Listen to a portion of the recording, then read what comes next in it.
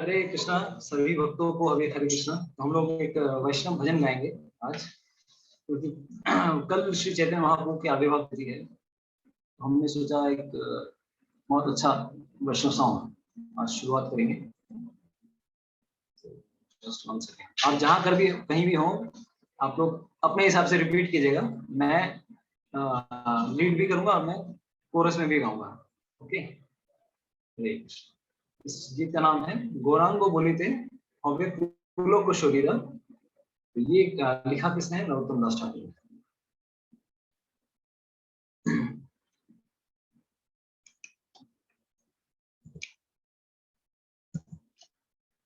गौरांगा बोलिते हवे फूलों को शरीरा। हरि हरि बोलिते नयने बाबे नीरा। गौरांग बोलिते हवे फूलों को शरीरा। हरि हरि बोलिते नयने बाबे नीरा।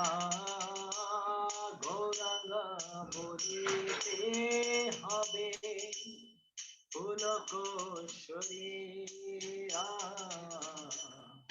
हरि हरि बोलिते नयने बाबे नीरा। गौरांग बोलिते हवे फूलक शरीरा। हरि हरि बोलिते नयने बाबे नीरा। আর কবে নিতাই চাঁদের করুণা হইবে সংসার বাসনা মোরা কবে তুচ্ছ হবে। আর কবে নিতাই চাঁদের করুণা হইবে সংসার বাসনা মোরা কবে তুচ্ছ হবে। বিষয় ছাড়িয়া কবে শুদ্ধ হবে মন কবে হাম হেরাবো শ্রী বৃন্দাবন। বিষয় ছাড়িয়া কবে শুদ্ধ হবে মন কবে হাম হেরাবো শ্রী বৃন্দাবন। রূপ রঘুনাথ পদে হইবে আকুতি কবে হাম বুঝবো সে যুগল প্রীতি। রূপ রঘুনাথ পদে হইবে আকুতি কবে হাম বুঝবো সে যুগল প্রীতি। রূপ রঘুনাথ পদে রহু মোর আশা প্রার্থনা করে সদা নরোত্তম দাস। রূপ রঘুনাথ পদে রহু মোর আশা প্রার্থনা করে সদা নরোত্তম দাস। গৌরাঙ্গ বলিতে হবে ফুলক শরীরা। हरि हरि बोलिते नयने बाबे मीरा गौरांग बोलिते हबे पुलक शरीरा हरि हरि बोलिते नयने बाबे मीरा हरे कृष्णा कृष्णा कृष्णा हरे हरे हरे राम राम राम हरे हरे हरे कृष्णा कृष्णा कृष्णा हरे हरे हरे राम राम राम हरे हरे हरे कृष्णा कृष्णा कृष्णा हरे हरे हरे राम राम राम हरे हरे हरे कृष्णा कृष्णा कृष्णा हरे हरे हरे राम राम राम हरे हरे हरे कृष्णा कृष्णा हरे हरे हरे राम राम राम हरे हरे हरे कृष्णा कृष्णा हरे हरे हरे राम राम राम हरे हरे गौरांग बोलिते हबे पुलक शरीरा हरि हरि बोलिते नयने बाबे नीरा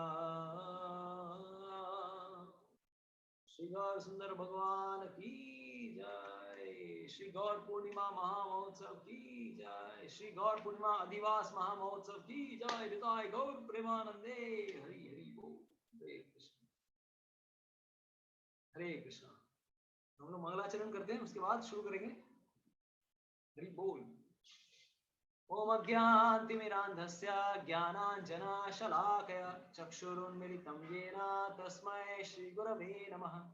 श्रीचैतन्यमनोभीष्टं स्थापितं येन भूतले स्वयं रूप कदा मह्यं ददाति स्वपदान्तिकं। वन्देऽहं श्रीगुरो श्रीयुतापदकमलं श्रीगुरून् वैष्णवांश्च श्रीरूपं साग्रजातां सहगण रघुनाथान्वितं तं सजीवं साद्वैतं सावधूतं परिजना सहितं कृष्ण चैतन्य देवं श्रीराधा कृष्ण पादान् सहगण ललिता श्री विशाखान्वितांश्च नमो विष्णुपदाय कृष्ण पृष्ठाय भूतले श्रीमते भक्ति वेदांत स्वामिनिति नामिने नमस्ते सारस्वते देवे गौरवाणी प्रचारिणे निर्विशेष शून्यवादी पाश्चात्य देशधारिणे नमो महावदन्याय कृष्ण प्रेम प्रदायते कृष्णाय कृष्ण चैतन्य नामिने गौरतुषे नमः। हे कृष्णा करुणा सिंधु दीनबंधु जगत्पते गोपेश गोपिका कांत श्री राधा कांत नमोस्तुते। भक्त कांचन गौरांगी श्री राधे वृंदावनेश्वरी वृषभानुसुते देवी प्रणमामि हरिप्रिये। नीलाचल निवासाय नित्याय परमात्मने बलभद्र सुभद्राभ्यां जगन्नाथाय ते नमः। वाञ्छाकल्पतरुभ्यश्च कृपा सिन्धुभ्य एव च पतितानां पावनेभ्यो वैष्णवेभ्यो नमो नमः। जय श्री कृष्ण चैतन्य प्रभु नित्यानंद श्री अद्वैत गदाधर शिवासादि गौर भक्त वृंद हरे कृष्णा कृष्णा कृष्णा हरे हरे, हरे राम राम राम हरे हरे। मूकं करोति वाचालं पंगुं लंघायते गिरिं यत्कृपातमहं वन्दे श्रीगुरो दीनतारिणं परमानन्दमाधवं श्रीचैतन्यमीश्वरम्।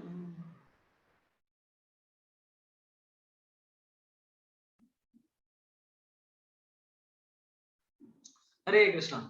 हरि बोल। सबाई आছেন? हरे कृष्णा। आছেন तो सबाई? हरे कृष्ण। आज हम लोग श्री चैतन्य महाप्रभु की आविर्भाव की लीला को हम लोगों ने कल थोड़ा बहुत संक्षेप में बताया, और आज हम लोग क्या बताने वाले हैं? आज श्री चैतन्य महाप्रभु की नटखट लीलाएं, बचपन में चैतन्य महाप्रभु ने क्या क्या लीलाएं की हैं उसके बारे में हम थोड़ी सी चर्चा करेंगे। तो श्री चैतन्य भागवत में काफी विस्तार से चर्चा आती है। श्री चैतन्य महाप्रभु का किस प्रकार से जन्म हुआ, नवद्वीप में उस समय कैसा माहौल था, किस प्रकार के लोग रह रहे थे, और पूरा विश्व ब्रह्मांड, पूरी जो धरती थी एक तरह से कलयुग के प्रभाव से पूर्ण रूप से एक तो कलयुग के प्रभाव में आ चुकी थी। तो सारे जो वैष्णव गण थे, भले ही वो अल्पसंख्यक थे, हमेशा यही प्रार्थना करते थे भगवान श्री कृष्ण से, श्री हरि से, हे ओ हरि, ओ भगवान श्री कृष्ण, इस जगत के उद्धार के लिए आप ही को आना पड़ेगा, क्योंकि पाखंड इतना बढ़ गया है। भले ही नवद्वीप, हम कल्पना भी नहीं कर सकते कि नवद्वीप उस समय भारत की प्रसिद्ध विश्वविद्यालयों में से एक था। It was a famous university kind of place. जैसे कि अगर कौन बताएगा भारत में कौन सी प्रसिद्ध यूनिवर्सिटीज थी, किसी को पता है? नालंदा, नालंदा और काशी विश्वनाथ, बीएचयू, तो अभी आया तक्षशिला, तक्षशिला, बहुत सारे विश्वविद्यालय थे। तक्षशिला, यस। तो ब्रह्मा जी ने जब सोचा, मैं जब श्री कृष्ण भगवान स्वयं नवद्वीप में अवतार लेंगे तो पूर्ण रूप से सरस्वती की जितनी शक्ति थी, पर सरस्वती की कृपा उन्होंने नवद्वीप धाम में पूर्ण रूप से उन्होंने बौछार कर दी। लेकिन दिक्कत ये थी कि इतने सारे स्कॉलर्स, इतने सारे पंडित नवद्वीप में उपस्थित थे, जरूर थे, लेकिन किसी के भी हृदय में भक्ति नाम का भाव ही नहीं था। सबके सब इतनी ऐसी ऐसी बड़ी बड़ी टीकाएं बताएंगे, भगवत गीता के श्लोकों पर, श्रीमद् भागवतम के श्लोकों पर बड़े बड़े व्याख्यान किए जाते थे, लेकिन ढोंग आडंबर इतना भरा हुआ था कि किसी के भी हृदय से भगवान के गुणगान को तो छोड़ दीजिए, तो कोई किसी के हृदय में भक्ति का कुछ भी नहीं था। ऐसी करुण स्थिति थी, और लोग बड़े से बड़े पंडित बनकर संस्कृत के व्याकरण का, संस्कृत के भिन्न भिन्न शास्त्रों का अवलोकन करते थे, बड़े बड़े सेमिनार्स देते थे, लेकिन कोई भी भक्त नहीं था वहां पर। भागवतम भी पढ़ाते थे, लेकिन भक्ति के द्वारा नहीं, दूसरे किसी प्रकार से वो विश्लेषण करते थे। तो सारे जो वैष्णव थे संसार में सब बहुत ही दुखी थे। इतनी बड़ी, मतलब ऐसा ढोंग, कोई सोचिए नवद्वीप में मतलब it was a seat of learning, और पूरे विश्व से भिन्न भिन्न प्रकार के स्टूडेंट्स आया करते थे, देश विदेशों से वहां पर पढ़ाई करने के लिए स्टूडेंट्स आया करते थे। तो नवद्वीप में 5 जैसे आप लोगों ने देखा होगा, छठ दर्शन बोलते हैं, कि वैशेषिक है, या फिर कन्नड़ का विज्ञान है, या फिर वेदांत सूत्र है, पूर्व मीमांसा, पश्चिम मीमांसा, इस तरह से बहुत सारे शास्त्र हैं। तो ऐसे छठ दर्शन है, 6 दर्शन शास्त्र हैं जो कि हमारे वेदों के मतलब काफी मूलभूत तथ्य हैं। तो इनमें से 5 की पढ़ाई तो आराम से होती थी वहां पर, 5 के अच्छे अच्छे शिक्षक थे, लेकिन एक ऐसा शास्त्र था जिसका नाम था न्याय शास्त्र। न्याय शास्त्र नवद्वीप में नहीं पढ़ाया जाता था, क्योंकि नवद्वीप से ज्यादा उसकी जो सीट ऑफ लर्निंग थी वो थी मिथिला में। मिथिला बिहार में है, आप सबको पता होगा, तो एकदम बॉर्डर में है इसके, नेपाल के। तो वहां पर न्याय शास्त्र के अच्छे अच्छे प्रकांड पंडित उपस्थित थे। तो उन्होंने अपने यहाँ पर कॉपीराइट्स लगा के रखी थी, किसी को भी कुछ भी किताब नहीं देते थे, वो कुछ भी स्टडी मटेरियल्स नहीं देते थे, जो भी पढ़ना है पढ़ो और घर जाओ। न्याय शास्त्र की लॉजिक। तो एक पंडित थे जिसका नाम था सार्वभौम भट्टाचार्य, आप लोगों ने सुना होगा। कब सुना आप लोगों ने सार्वभौम भट्टाचार्य का नाम? कौन बताएंगे? सार्वभौम भट्टाचार्य कब सुना आप लोगों ने? रिसेंटली आप लोगों ने सुना होगा। कौन बताएगा? হরে কৃষ্ণ প্রভু। হ্যাঁ মাতাজি, হরে কৃষ্ণ। কথা মাতাজি। কালকে যে কীর্তনটা দিলেন ওইটা সাগর। বাহ, খুব ভালো মনে করেছেন। তো বাকিরা কোথায়? বাকিরা খেয়াল করছেন না করছেন? कल हम लोगों ने वैष्णव गीत गाया, नव गौर वरम नव पुष्प सरम सची सुत। तो वो इनके द्वारा लिखा हुआ है। बृहस्पति जो कि कृष्ण जो कि देवताओं में बृहस्पति हैं, जो विद्या के जो अग्रणी हैं, देवताओं के गुरु हैं, वो इस बार आए किस रूप में? सार्वभौम भट्टाचार्य के रूप में। तो हमने कल चर्चा की थी कि श्री चैतन्य महाप्रभु के आने के पूर्व उन्होंने अपने भिन्न भिन्न भक्तों को ऑलरेडी डिफरेंट डिफरेंट जगहों पे वहां पर जन्म लेने के लिए उन्होंने भेज दिया था भारत में। तो बांग्लादेश, उड़ीसा, बंगाल, ये सब स्थानों में ऑलरेडी बहुत सारे भक्त जन्म ले चुके थे। तो सार्वभौम भट्टाचार्य भी उनसे सीनियर थे, उनसे आयु में बड़े थे। तो ये एक व्यक्ति थे जिन्होंने क्या किया कि उनको पता था कि अरे ये न्याय की शिक्षा तो यहाँ नहीं होती है, और वो भी बृहस्पति हैं, सोच सकते हैं कितने बुद्धिमान होंगे। तो वो गए शिक्षा लेने के लिए, ट्रेनिंग लेने के लिए कहाँ पर? मिथिला। और मिथिला में जितने भी शास्त्रों से पढ़ाया जाता था, पूरी की पूरी बुक उन्होंने स्कैन करके कॉपी कर ली अपने दिमाग में, पूरी की पूरी बुक, और यहाँ आके डुप्लीकेट कॉपी रेप्लिकेट कर दिया। नवद्वीप में जब लौट के आए वो ट्रेनिंग लेने के बाद काफी महीनों की, पूर्ण रूप से उन्होंने वही किताबें, वही जो वो अपने पास कॉपीराइट समझते थे, उन्होंने यहाँ के किताबें की किताबें लिख डाली, जो भी शास्त्र थे उन्होंने लिख डाले। तो ये है एक तरह से प्राइवेसी। आजकल भी पायरेसी होती है, नॉट प्राइवेसी, पायरेसी, हर चीजों की पायरेसी होती है, स्पेशली चाइना हर चीज में आगे। तो इस प्रकार से सार्वभौम भट्टाचार्य ने कॉपीराइट प्रोटेक्टेड को मटेरियल को लेकर आके अपने दिमाग में स्कैन करके डुप्लीकेट कॉपी कर लिया। और उसके बाद नवद्वीप धाम 5 नहीं बल्कि 6 दर्शन, पूरे के पूरे 6 दर्शन जो वेदों में हैं, सारी चीजों का लर्निंग, सारे वस्तुओं, सारे जो सब्जेक्ट मैटर्स हैं, विषय वस्तु हैं, उनका वो प्लेस ऑफ लर्निंग बन गया। इसीलिए देश विदेश से हर जगह से लोग पढ़ने के लिए आते थे, लेकिन कोई भी भक्त नहीं था।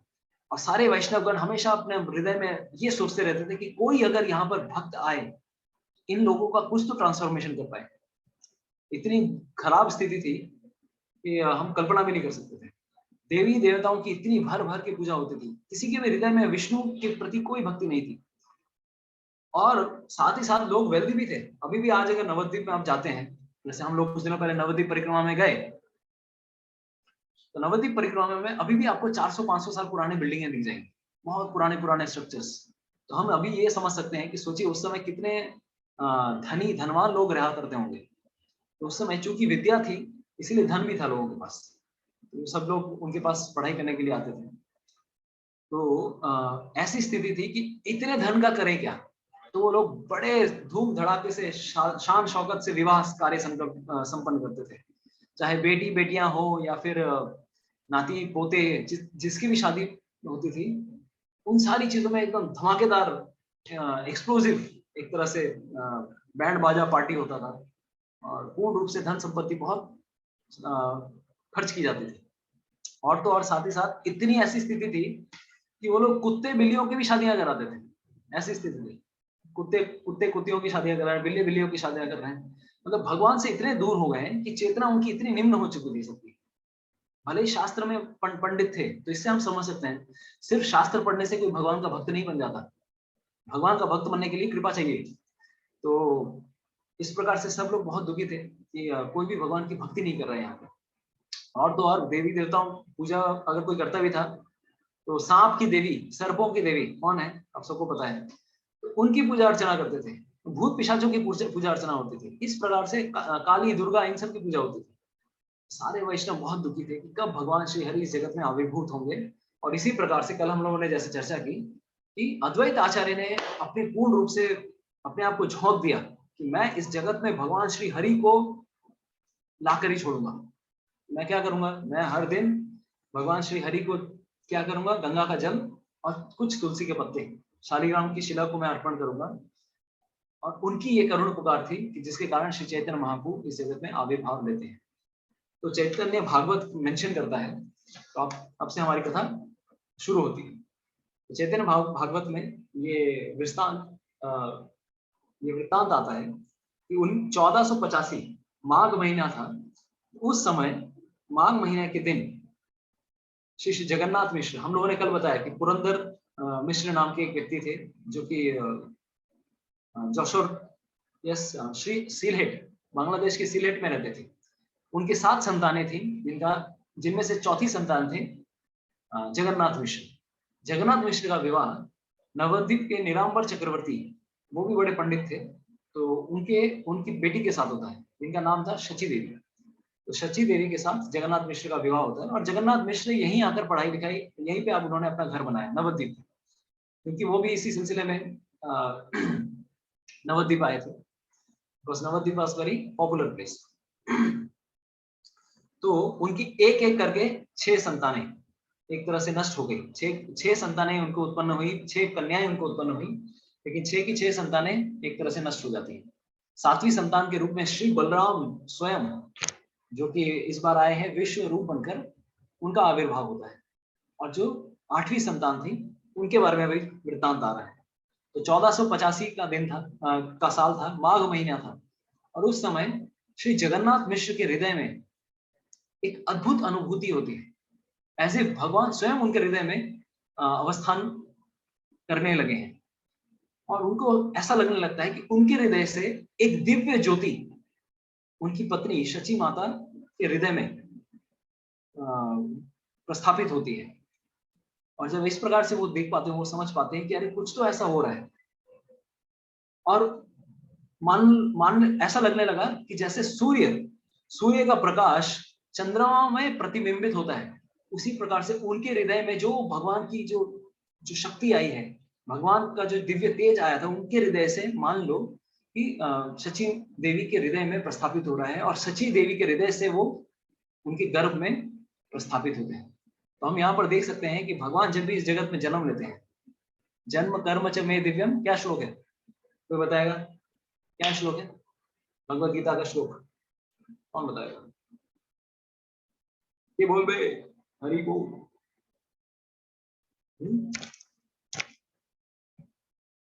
भगवत गीता का श्लोक, जन्म कर्म, ये जाने? हरे कृष्णा, तो जाना ना, जन्म कर्म च मे दिव्यम एवं यो वेत्ति तत्वतः त्यक्त्वा देहं पुनर्जन्म नैति मामेति सुअर्जुन। तो भगवत गीता में ये श्लोक आता है कि भगवान का जन्म और कर्म दिव्य है, और जो उनके दिव्यता को समझ पाएगा उसको भी कभी जन्म नहीं लेना पड़ेगा। तो भगवान श्री कृष्ण, भगवान श्री चैतन्य महाप्रभु सामान्य जनता जनार्दन जिस प्रकार से जन्म लेती है इस जगत में, वैसे जन्म नहीं लेते। उनका इस प्रकार से शची देवी के गर्भ में इस प्रकार से वो आते हैं, और शची देवी के गर्भ में जैसे ही श्री चैतन्य महाप्रभु आते हैं, उसके बाद उनके दिव्य से ऐसी आभा, ऐसी तेज निकलने लगा, सबको देख के एकदम चौंक जाते हैं कि शची देवी तुम इतनी सुंदर कैसे लग रही हो। और ऐसी सुंदरता उनके मुख कमल से निकल रही थी, बहुत ही खुश लग रही थी। उनको भी समझ में आ रहा था, मैं पता नहीं मुझे इतनी खुशी क्यों हो रही है, हमेशा मंद मुस्कान, and she was glowing like anything. और साथ ही साथ उनकी जो आभा है, उनका जो तेज है, जिस प्रकार से वो उनका जो गर्भ का जो प्रेगनेंसी है, जैसे जैसे आगे बढ़ने लगता है, उनका जो तेज है वो भी धीरे धीरे बढ़ने लगता है। मान लो सूर्य एक तरह से उदय हो रहा है, ठीक है। तो ये इस प्रकार से उनकी शची देवी के साथ ऐसा होता है। और इवन जगन्नाथ मिश्र को भी समझ में आया कि हर कोई जो भी उनसे जगन्नाथ मिश्र से मिलता था, जगन्नाथ मिश्र वैसे ज्यादा धनी व्यक्ति नहीं थे, लेकिन कोई भी अगर जगन्नाथ मिश्र से मिलता था, सिर्फ मतलब गौर सुंदर के शची देवी के गर्भ में आने के बाद देखिए क्या क्या घटनाएं हुई। कोई भी मिलता था उनको कुछ ना कुछ गिफ्ट देने लगता था, कोई केले देने लगता था, कोई धन्य धान्य देने लगता था, डोनेशन, कोई नारियल आके देके जाता था। तो जगन्नाथ मिश्र भी सोचते हैं ये हो क्या रहा है, अरे जब भी जिससे भी मैं मिल रहा हूँ कोई ना कोई मुझे गिफ्ट दे रहा है, तो जरूर कुछ तो स्पेशल है। और तो और सची माता देखती हैं कि जब भी वो आकाश की ओर देख पाती हैं, आकाश की ओर देखती हैं, तो देखते हैं वो देख पाते थे कि अरे कुछ अजीब अजीब टाइप के दिव्य दिव्य लोग आकाश से उनके गर्भ की ओर क्या कर रहे हैं, दे आर गर्भ की ओर देखते हुए वो स्तुतियां कर रहे हैं। तो अभी कौन स्तुतियां कर रहे होंगे सोचिए, तो देवतागण ऊपर से स्तुति कर रहे होते थे और उनको समझ में नहीं आता था ये लोग कौन है, ऐसे क्यों देख रहे हैं, ऐसे इस प्रकार से पुष्पों की वृष्टि क्यों कर रहे हैं। तो ये चीज शची माता बताती हैं अपने पतिदेव को, पता है मैं ये ऐसे इस प्रकार की दृश्य देख रही हूँ। अच्छा ऐसा क्या, जगन्नाथ मिश्र कहते हैं कि अरे मैं भी कुछ ऐसी दृश्य देख रहा हूँ, यानी कि तुम और मैं एक ही चीज देख रहे हैं, यानी कि हमारे घर पे जो संतान आने वाली है वो कोई ऑर्डिनरी संतान नहीं है, निश्चित रूप से ये कोई स्पेशल, ये कोई दिव्य संतान है। तो ये उनको भी समझ में आ गया, दोनों हस्बैंड वाइफ आपस में डिस्कस करते करते ये समझ गए। ठीक है? तो इस प्रकार से 8 महीने 9 महीने, गर्भ के 10 महीने हो गए, 11 महीने हो गए, 12 महीने हो गए, 13 महीने हो गए, उनको समझ में नहीं आ रहा था जगन्नाथ मिश्र को, अरे ये संतान जन्म क्यों नहीं ले रहा, क्या हो रहा है, ऐसा ऐसा क्यों हो रहा है। तो अभी सोचिए ऐसी समस्या अगर किसी के हो जाए कि अरे ये संतान ही जन्म नहीं ले रही है, तब क्या बहुत टेंशन वाली बात हो जाएगी। तो उस समय क्या होता है, उनके जो ससुर जी थे जगन्नाथ मिश्र के, जिनका नाम था नीलांबर चक्रवर्ती, बहुत बड़े एस्ट्रोलॉजर थे, बहुत बड़े प्रकांड पंडित थे, तो वो उनको बुलाते हैं और वो कहते हैं कि क्या बात है, मेरी पत्नी 13 महीने से गर्भवती है लेकिन उनको संतान की उत्पत्ति नहीं हो रही है, कुछ तो उपाय बताइए, क्या है क्या क्या माजरा क्या है। तो नीलांबर चक्रवर्ती पूर्ण रूप से कैलकुलेशन करते हैं और साथ ही साथ अपने, क्योंकि वो सिद्ध व्यक्ति थे, भगवान के भक्त थे, तो उनको अनुभूति भी होती है और वो कहते हैं शची के गर्भ में जो संतान है वो कोई साधारण संतान नहीं है, और ये संतान एक तरह से प्रतीक्षा कर रही है कि कौन सा ऐसा समय आएगा जब जो सबसे अच्छा समय होगा, जो सबसे बेस्ट समय होगा, और जिसके द्वारा मैं इस संसार में मैं एंट्री करूं, इस संसार में मैं प्रवेश करूं, इस संसार में मैं दिव्य मेरा जो आगमन हो वो सबसे सबसे ऑस्पिशियस हो, सबसे अच्छा मोमेंट हो। तो ये संतान उसी का वेट कर रहा है। जगन्नाथ मिश्र ने जब ये सुना तो बहुत अचंभित हो गए, अच्छा हमारी संतान बहुत दिव्य संतान है। तो ये उन्होंने एक प्रकार से ये किया। तो ऐसा ही एक सिचुएशन आता है, कब 1486 का दिन था, 1486 फरवरी का महीना था, 18 तारीख थी, और उस दिन क्या था, अभी हम अगर सबसे पूछें व्हाट वाज द दैट तिथि, 1486 कौन सी तिथि थी, हम बताएंगे। कौन सी तिथि थी, पूर्णिमा पूर्णिमा कौन सा महीना, फाल्गुन होली की तिथि। Thank you so much Saraswati माता जी, लता माता जी। फाल्गुन की पूर्णिमा थी। तो इस दिन जब भी पूर्णिमा होती है उस दिन, जनरली पूर्णिमा के दिन ही अगर चंद्र ग्रहण होता है तो पूर्णिमा के दिन ही होता है, तो उस दिन अमावस्या की भी उस दिन चंद्र ग्रहण की भी तिथि थी। लेकिन भगवान श्री चैतन्य महाप्रभु ने इस प्रकार से जो सबसे जो खराब तिथि होती है, अमावस्या और चंद्र ग्रहण, सूर्य ग्रहण, सॉरी चंद्र ग्रहण और सूर्य ग्रहण, ये सबसे खराब तिथियां होती है। तो चंद्र ग्रहण का जो तिथि है उसको उन्होंने चुना, उसके पीछे भी कारण है। कौन बताना चाहेगा क्या कारण है, चंद्र ग्रहण का समय क्यों चूज किया श्री चैतन्य महाप्रभु ने, कौन बताना चाहता है। হরে কৃষ্ণ প্রভুজি। माता जी। চন্দ্রগ্রহণের সময় সবাই গঙ্গা স্নান করে, তবে হরে কৃষ্ণ কীর্তন করে, ওই হ্যাঁ ওই সময়টা উনি ধরেছিলেন। বাট এর মানে কি আছে, এর কোনো ডিপার মানে আছে চন্দ্রগ্রহণে, অতটা ডিপে যেতে পারছি না। বলুন বলুন, মাথা লাগালে বলতে হবে, বলুন বলুন। চন্দ্রগ্রহণ মানে কি, সবথেকে খারাপ, হ্যাঁ এই জগতের খারাপ সময় কি সেটা এখন চলছে, তাই তো। হ্যাঁ হ্যাঁ तो श्री चैतन्य महाप्रभु ने जानबूझ के ये दिखाया कि चंद्र ग्रहण जैसा जो एकदम अशुभ समय है उसको मैं शुभ बना सकता हूँ जब मैं अवतार लेता हूँ इस जगत में। उसी प्रकार से कलयुग ऐसा समय है, ऐसा मतलब आप ना चाह कर भी अगर किसी का कुछ बिगाड़ना नहीं चाहते, लेकिन लोग आपके पीछे, आपकी जान के पीछे, आपके हर चीज के पीछे, संपत्ति के पीछे अगर कोई पड़ा हुआ है, आपके मान सम्मान हर चीज के पीछे पड़े हुए हैं लोग, ऐसा ऐसा मतलब ऐसा खराब समय है ये कलयुग। किसी ने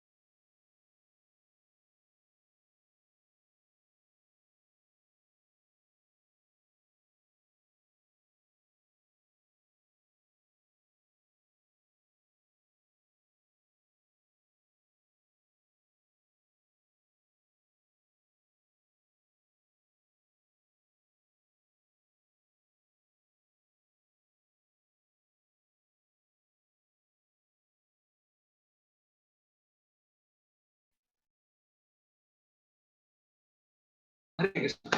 तो श्री चैतन्य महाप्रभु हमें ये सिखाने के लिए आते थे कि सबसे जो अंधकार वाला जो समय है उसको भी मैं क्या कर सकता हूँ, सबसे अच्छी परिस्थिति में परिवर्तित कर सकता हूँ। तो हमारे लिए भी यही आशा की किरण है कि जब चैतन्य महाप्रभु का हमारे हृदय में क्या होगा, उदय होगा, तब शायद क्या हो सकता है, हमारे जीवन में भी सबसे अच्छा समय शुरू हो सकता है। तो 1486 इस फाल्गुन की पूर्णिमा थी, होली का दिन था, और सब कोई गंगा में जाते हैं स्नान करने के लिए, सब कोई जितने भी, क्योंकि सबको पता था कि अरे अरे हिंदू तो छोड़ दीजिए, मुसलमान, हर कोई, सबको समझ में आया कि ये सबसे बहुत ही भयावह चंद्र ग्रहण है।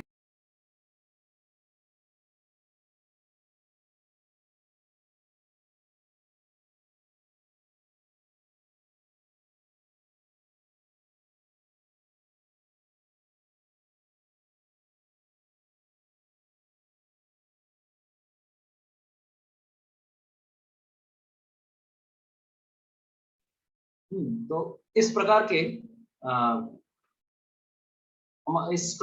के अशुभ समय को काउंटरैक्ट करने के लिए हमें हरि हरि का नाम करना चाहिए।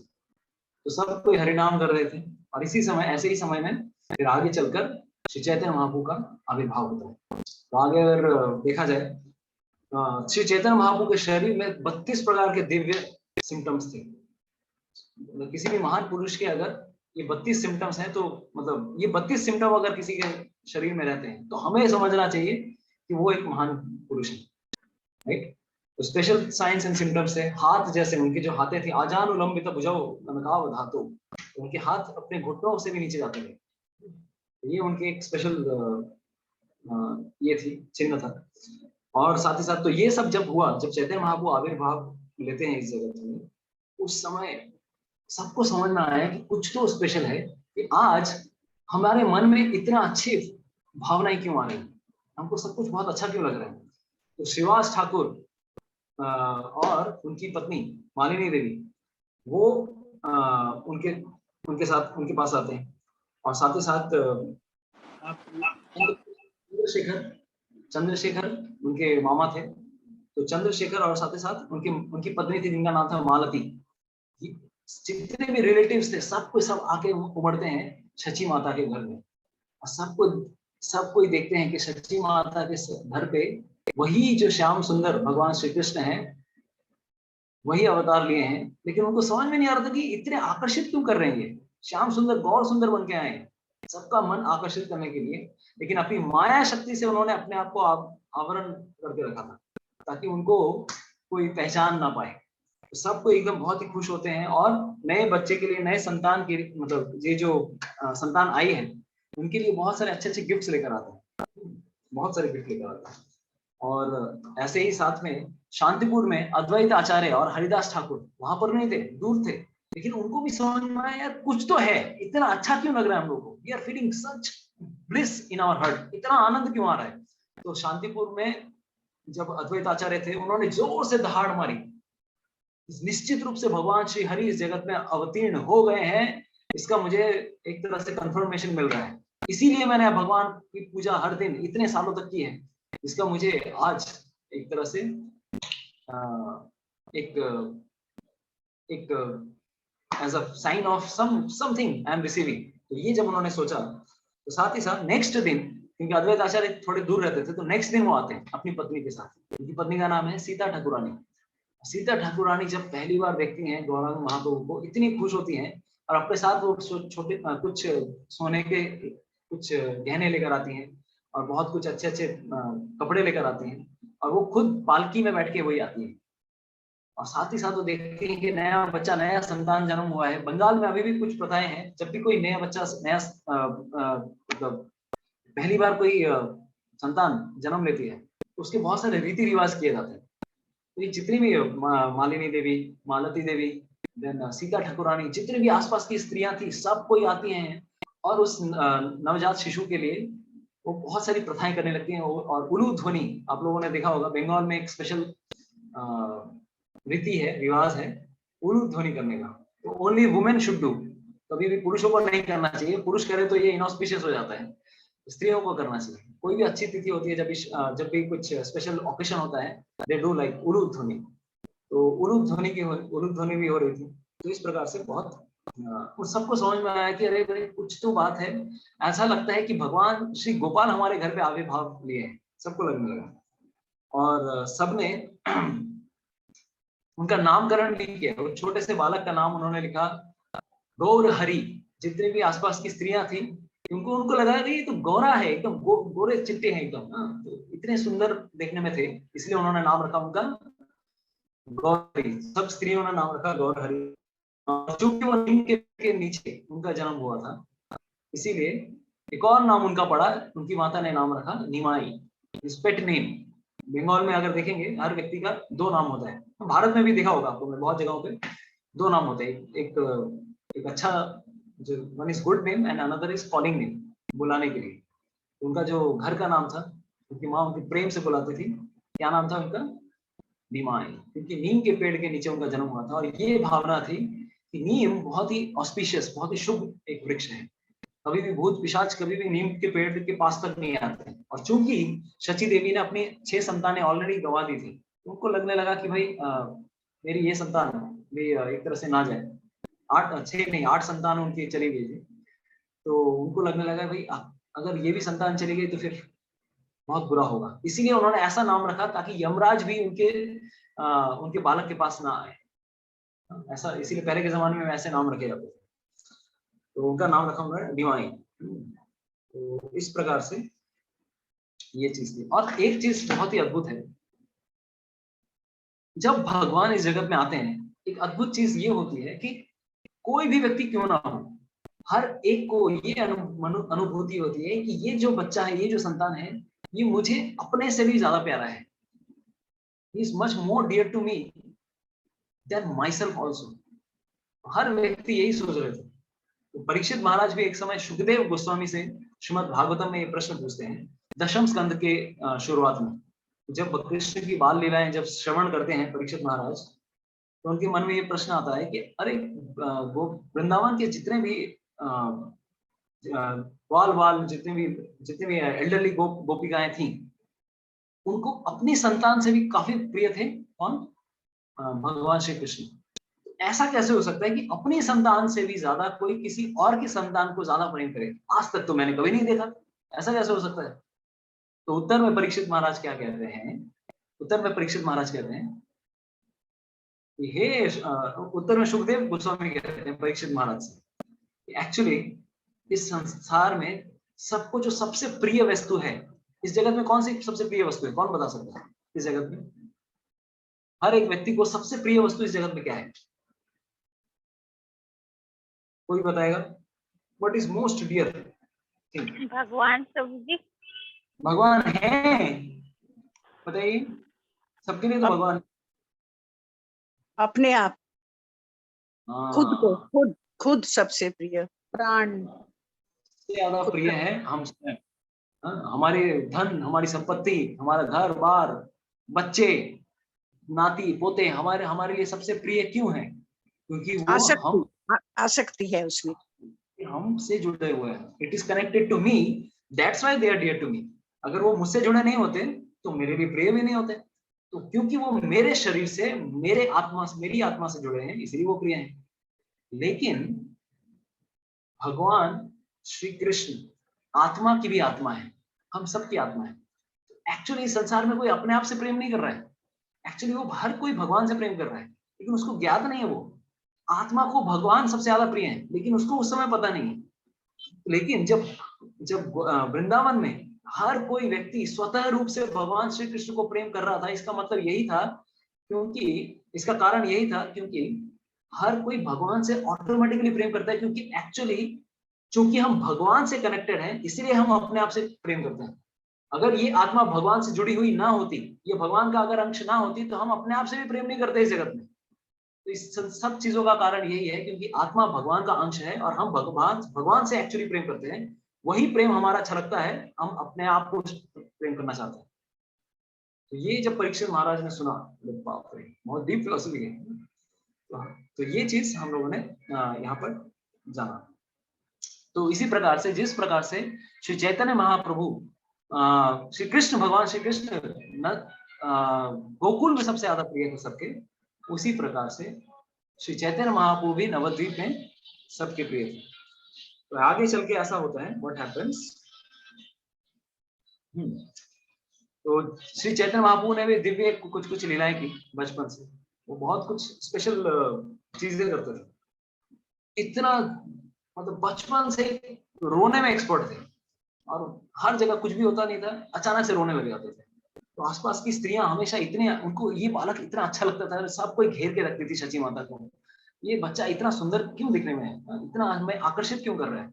और वो लोग देखते रहते थे ये बच्चा कब रो रहा है, कब रो रहा है। और जैसे ही रोने लगता था उनके लिए सामने खिलौने लेकर आएंगे, झुंझुनी लेके आएंगे, बहुत सारी चीजों से, बहुत सारे प्रकार से वो उठा के ऊपर गोदी में फेंकते थे, इस प्रकार से बहुत कुछ करने की कोशिश करते थे, लेकिन फिर भी ये बालक रोना नहीं छोड़ता था। सारी माताओं को समझ में नहीं आ रहा इसको क्या करें, ये रोना ही नहीं छोड़ रहा है, इतना सुंदर बालक रोने में एकदम अच्छा नहीं लगता देखने में इसको। अब अचानक से एक कोई तो स्त्री उनके मुख से हरि का नाम आ जाता है। अरे ओ हरि, मैं क्या करूं इस बच्चे को, ये रोता ही, ये रोने से रोना नहीं छोड़ता है। अचानक जैसे हरि का नाम भगवान श्री चैतन्य महाप्रभु बालक रूप में सुनते हैं, वो चुप हो जाते हैं। तो सारी स्त्रियां आसपास में देखने लगती हैं, ऐसा कैसे हो रहा है, निश्चित रूप से क्या हुआ है कि तुमने कुछ नोटिस किया, ये बच्चा रुक गया। सबको समझ में आया निश्चित रूप से, अच्छा किसने क्या किया था अभी बताओ। तो एक स्त्री ने कहा कि मैंने तो हरि का नाम लिया।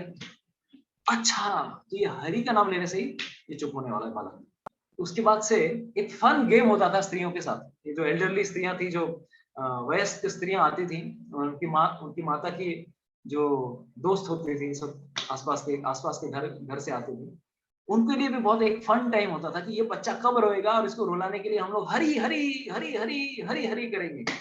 तो ये उनके हर दिन का खेल था। और उस समय जैसे ही श्री चैतन्य महाप्रभु बालक रूप में देखते थे कि ये सारी स्त्रियां क्या कर रही हैं, हरि का नाम ले रही हैं, हरी हरी हरी हरी हरी हरी, और वो बच्चा हंसने लगता था, और खिलखिला के हंसने लगता था कि अरे हाँ अच्छा है, और करो और करो, यही इसीलिए तो मैंने अवतार लिया है, यही तो मैं चाहता हूँ, सब कोई हरि का नाम लीजिए। तो ये सुन के तो बचपन से ही श्री चैतन्य महाप्रभु ने ये हम लोगों को शिक्षा दी कि हम सबको, हर एक व्यक्ति को भगवान का नाम लेना चाहिए। और इसी कारण से आसपास की स्त्रियों ने उनका नाम रखा गौर हरि। ये गोरे भी हैं और हरि का नाम बहुत पसंद करते हैं, इसीलिए उन्होंने नाम रखा गौर हरि। तो ये एक छोटी सी लीला होती है। फिर आगे चल के जब थोड़े बड़े होते हैं तो नीलांबर चक्रवर्ती आते हैं, उनका पूर्ण रूप से क्या बोलते हैं, एस्ट्रोलॉजिकल चार्ट मिलाने के लिए, जन्म पत्री, पुष्टि, बांग्ला हम लोग बोले ना पुष्टि, तो पुष्टि देखने के लिए, पुष्टि ये करने के लिए, जैसे ही वो देखते हैं नामकरण संस्कार होने वाला उनका, वो इतने चौंक बोलते हैं आज तक मैंने ऐसे कोई पत्री नहीं देखी, अरे बहुत विरले इनकी पत्री है। और उनके माता पिता इतने खुश हो जाते हैं कि ये जो व्यक्ति है, ये जो बच्चा है, ये जो संतान है, पूरे जगत का उद्धार करने के लिए आया है, पूरे जगत में ये रिवॉल्यूशन लाने वाला है। ये संतान, ये कोई साधारण संतान नहीं है, क्योंकि ऐसा प्लैनेटरी कॉम्बिनेशन आज तक मैंने नहीं देखा। तो ये उन्होंने नाम रखा, और ये उन्होंने चार्ट में देखा, और इसीलिए उन्होंने एक नाम दिया उनको। क्या नाम दिया, कौन बताएगा? हम लोगों ने निमाई का नाम सुना, निमाई किसने नाम दिया? गौर हरि किसने नाम दिया? हाँ, अभी एक और नाम उनका पढ़ने वाला है, तो कौन नाम देते हैं, क्यों नाम देते हैं? विश्वरूप प्रभु जी, विश्वरूप, विश्वरूप ওনার দাদার নাম ছিল, ওনার নাম কি ছিল? ও না বিশ্বম্বর, বিশ্বম্বর, বিশ্বম্বর। थैंक यू माता, सुनीता माता जी, लता माता जी। हाँ, पहले से प्रगति के विश्वम्भर वो नाम देते हैं। विश्वम्भर क्यों? क्योंकि पूरे विश्व को का भरण पोषण करने वाले होंगे श्री चैतन्य महाप्रभु, इसीलिए नाम देते हैं विश्वम्भर। तो ये एक उनका ऑफिशियल नाम, जो उनका जो गुड नेम था, उन्होंने विश्वम्भर मिश्रा, और उनका पेट नेम था निमाई। उनकी माँ हमेशा प्रेम से निमाई बुलाती थी। तो उनका आगे चल के फिर अन्नप्राशन सेरेमनी में, हाँ एक और चीज जो उन्होंने नोटिस की नीलांबर चक्रवर्ती ने, उन्होंने उनके बर्थ चार्ट में देखा कि ये संतान आगे चल के संन्यास लेने वाली है। लेकिन नीलांबर चक्रवर्ती ने ये खबर सबको बताई नहीं। क्यों नहीं बताई? क्योंकि दुख देने वाली खबर सबको बतानी नहीं चाहिए, अच्छी खबर बतानी चाहिए। तो उन्होंने उनको बताया नहीं। जगन्नाथ मिश्रा और सची माता और आसपास पड़ोस के सब कोई बहुत ही खुश थे, तो ये चीज उन्होंने इस प्रकार से किसी को रिवील नहीं किया। तो आगे चल के फिर उनका अन्नप्राशन सेरेमनी भी होता है। अन्नप्राशन मुख्य भात बच्चों का। तो अन्नप्राशन के दिन बच्चों के सामने बंगाल में एक स्पेशल रिवाज है कि सबके सामने कुछ ना कुछ रखा जाता है। तो पेन रखा जाता है, कॉपी रखा जाता है, साथ ही साथ बहुत सारी चीजें, उनके खेलने की वस्तुएं रखी जाती हैं, अस्त्र शस्त्र भी रखे जाते हैं, फिर धन धान्य, लक्ष्मी, सिक्के, सब प्रकार की चीजें रखी जाती है। और ये देखा जाता है ये बच्चा आगे चल के क्या उठाएगा, देखते हैं क्या करने वाला है। अच्छा, तो भगवान श्री चैतन्य महाप्रभु छोटे से नन्हे से बालक 6 महीने के हुए, मुख्य भात अन्नप्राशन होने वाला था, उस दिन उन्होंने जो चीज उठाई वो थी क्या, क्या उठाई थी उन्होंने? गीता। गीता। गीता ना, हम लोग गीता, श्रीमद् भागवतम, गीता भागवतम ऑफ कोर्स। भागवतम उठाया और अपने छाती पे रख दिया उन्होंने। ये और सब भक्त लोग हरि हरि हरि हरि करने लगते हैं कि अरे विश्वम्भर विल बी अ डिवोटी, भक्त होंगे श्री चैतन्य महाप्रभु। सबको बहुत खुश होते हैं। ठीक है, तो ये उन्होंने ये बताया। तो आगे चल के जब छोटे से बालक रूपी चैतन्य महाप्रभु थोड़े से बड़े होते हैं तो अपने घर के आंगन में घूमने लगते हैं, हर जगह भिन्न भिन्न जगहों पे घूमते हैं। हमागुड़ी, बांग्ला गुड़ी ना हम लोग, एकदम अपने हाथों और पैरों, घुटनों के बल पे जब बच्चा चलने लगता है।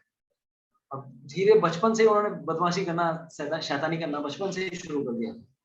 तो एक दिन की बात है, श्री जगन्नाथ मिश्र और सची माता आपस में डिस्कस कर रहे थे और उन्होंने देखा कि विश्वम्भर के घर के बाहर से कुछ पैरों के चिन्हों के निशान हैं, छोटे छोटे पैरों के चिन्ह, जैसे निमाई के पैर के चिन्ह हो सकते हैं।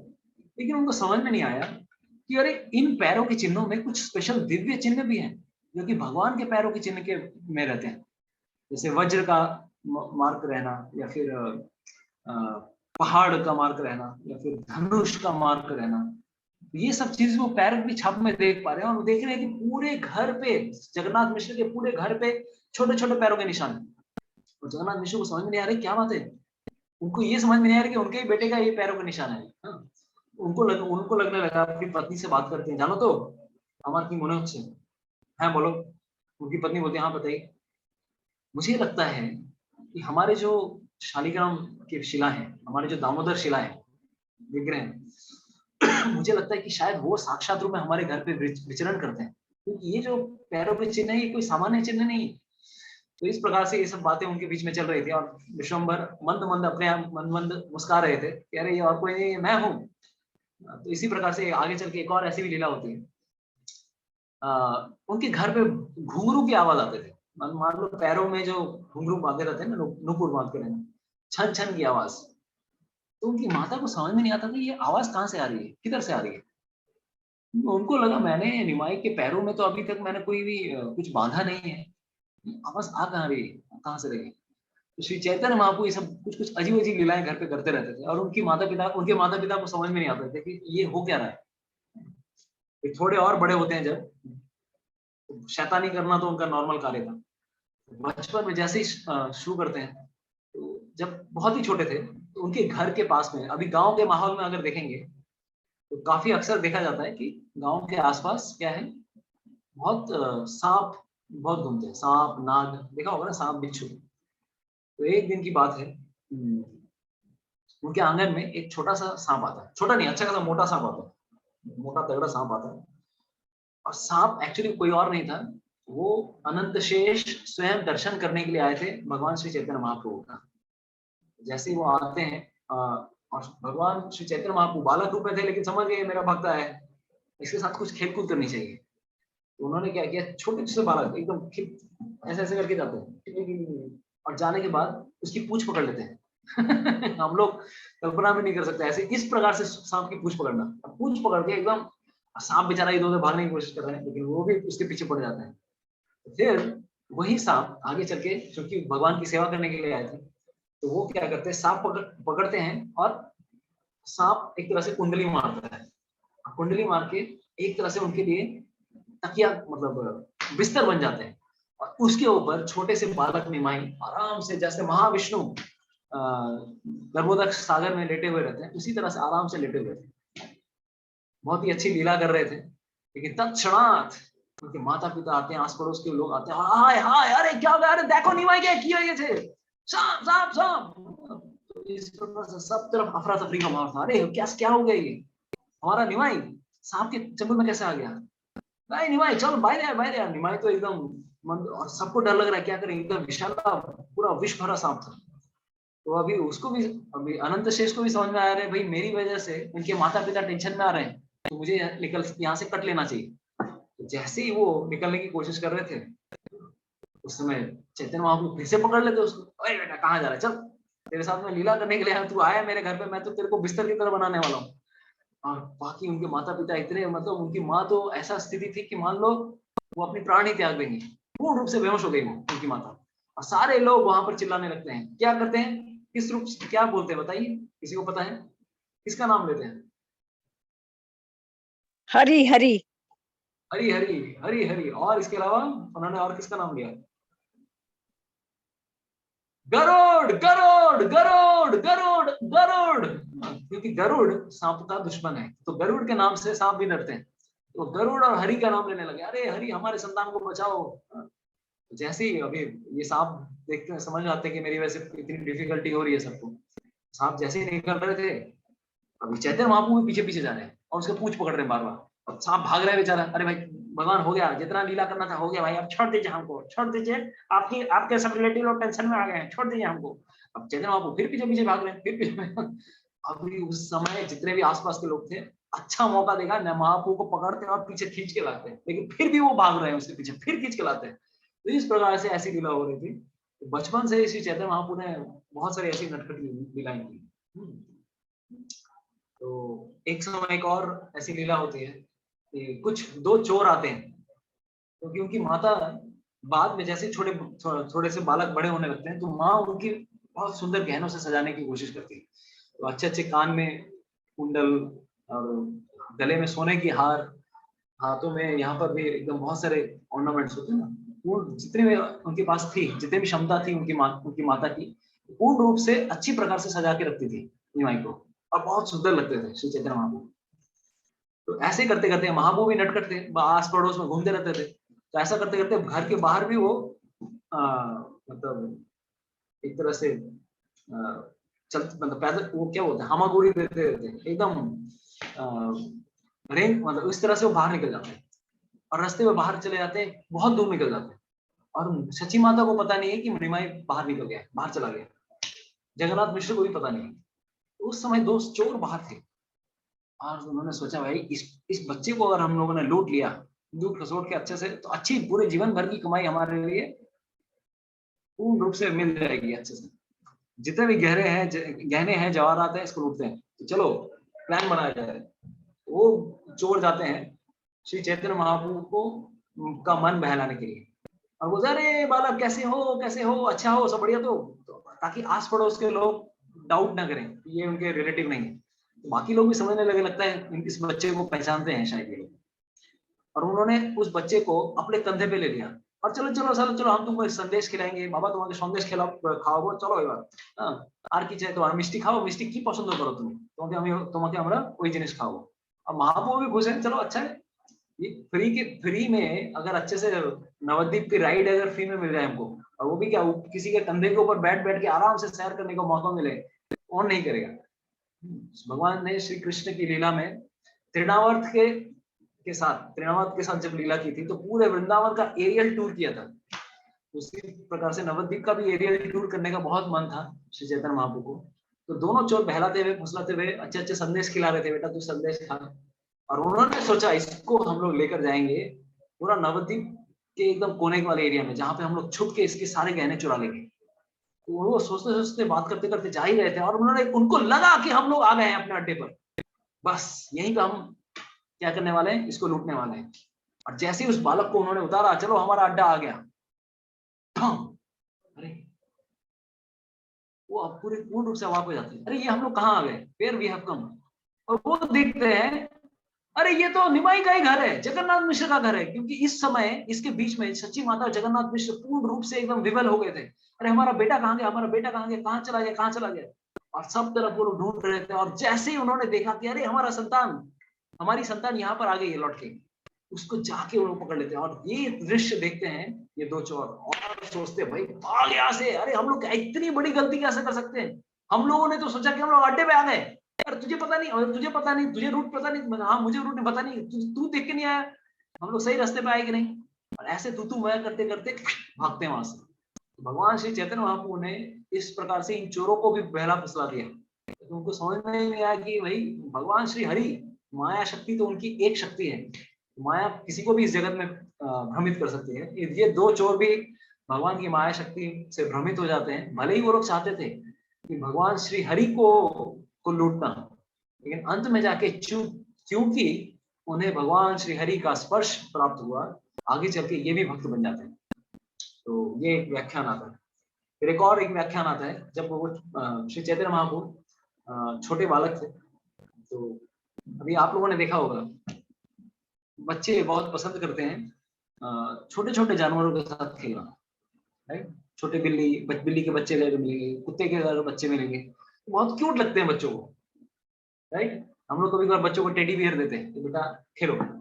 उसी प्रकार से एक समय की बात है, श्री चैतन्य महाप्रभु, निमाई और उनके जो ग्वाल वाल सखा लोग थे, फ्रेंड लोग थे, वो लोग कुछ कुत्तों के बच्चों के साथ, पिल्लों के साथ खेल रहे थे, बहुत मजाक कर रहे थे, बहुत खेल रहे थे, कूद रहे थे, बहुत मजा आ रहा था उन लोग। उनमें से जो बेस्ट, जो सबसे सुंदर कुत्ते का बच्चा था, उसके साथ श्री चैतन्य महाप्रभु बहुत खेल कूद कर रहे थे। और ये देखकर एक समय जब लास्ट में जाने का समय होता है, चैतन्य महाप्रभु क्या करते हैं, उस कुत्ते के बच्चे को अपने साथ रख लेते हैं, बोलते मैं इसके साथ खेलूंगा।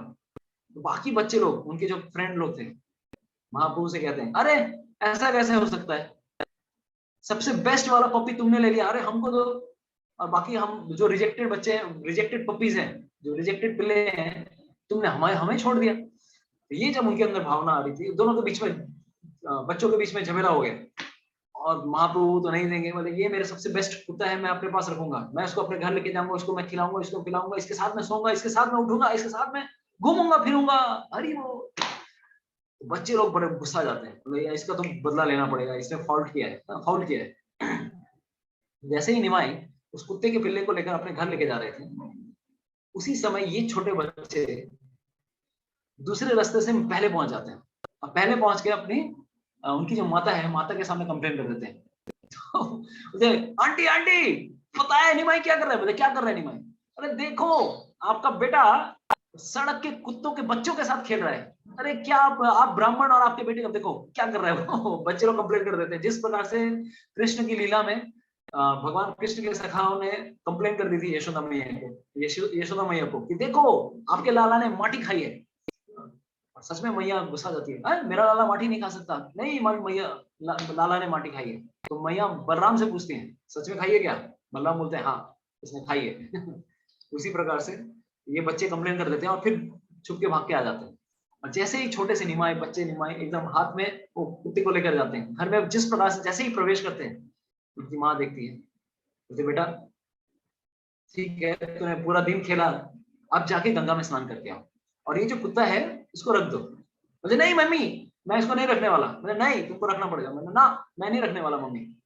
ऐसा कैसे, अच्छा ठीक है एक काम करो, चिंता मत करो, मैं इस पिल्ले को मैं आराम से बांध के रखती हूँ, कोई कहीं नहीं जाने वाला, ये चिंता मत करो, तुम स्नान करके आओ। अरे तुमको शर्म आनी चाहिए, तुम ब्राह्मण के बच्चे और कुत्तों के साथ, कुत्ते के बच्चों के साथ खेल रहे हो, अरे एकदम अपवित्र होते कुत्ते, और तुम उनके साथ खेल रहे हो, अरे कुछ तो मान सम्मान करो। नहीं मम्मी तुम कैसे कह सकते हो, ये मेरा सबसे डियर मोस्ट पपी है, इसको मैं बहुत प्यार करता हूँ। तो ये अभी निमाई सोचिए छोटा बच्चा जैसे जिस प्रकार से लीला करते हैं, उस प्रकार से निमाई भी इस प्रकार से लीला कर रहे थे। तो आगे चल के बहुत बोलने के बाद मम्मी किसी प्रकार से मना पाती हैं, मतलब तुम पहले नहा के आओ, उसके बाद तुम्हारे लिए खाना अरेंज करूंगी और इसको मैं बांध के रखती हूँ। तो निमाई बोलते ठीक है मम्मी, लेकिन बांध के रखना, कहीं भाग के ना चला जाए। बोले हाँ एकदम मैं मेक श्योर करूंगी ये कहीं नहीं भाग के जाएगा। और जैसे ही निमाई जाते हैं, एकदम छोटे से बालक निमाई नहाने के लिए जाते हैं, और जैसे ही लौट के आते हैं, उनकी माँ ने उस कुत्ते को छोड़ के, मतलब जा बेटा भाग दो यहाँ से, मेरे घर से निकल, ब्राह्मण के घर पे कुत्ता रहेगा, ऐसा कैसे हो सकता है। तो माँ तो खोल के भेज देती है बच्चे को, उस पिल्ले को। जैसे निमाई दौड़ के आते हैं घर से, घर पे नहाने के बाद आते हैं, पहली चीज वो करते हैं, मम्मी मेरा पिल्ला कहाँ है। बोलते मम्मी बोलते हाँ पिल्ला कहाँ है? हाँ मम्मी वही तो मैं पूछ रहा हूँ, पिल्ला कहाँ है? तो मैं भी तो वही देख रही हूँ कि पिल्ला कहाँ है, मुझे नहीं पता पिल्ला कहाँ है। तो मम्मी तुमने किया ये सब, कहाँ चला गया मेरा पिल्ला, मैं नहीं खाने वाला, नो मम्मी नो। तो बहुत जिद करते हैं, मैं नहीं कुछ करूंगा, मैं कुछ खाने वाला नहीं हूँ। इस प्रकार से बहुत जिद करने के बाद भी उनको अपना कुत्ता नहीं मिलता है। तो माँ उनको एनीवेज इस प्रकार से ऐसी ये होती है। और उस सोचिए उस कुत्ते के बच्चे का क्या सौभाग्य है कि भगवान श्री हरि के स्पर्श को पाया था उसने। सामान्य कोई फॉर्चून किसी भी ऐसा ऐसा किसी का भाग्य नहीं मिल सकता। कुछ दिनों बाद नवद्वीप के वासियों ने एक घटना देखी।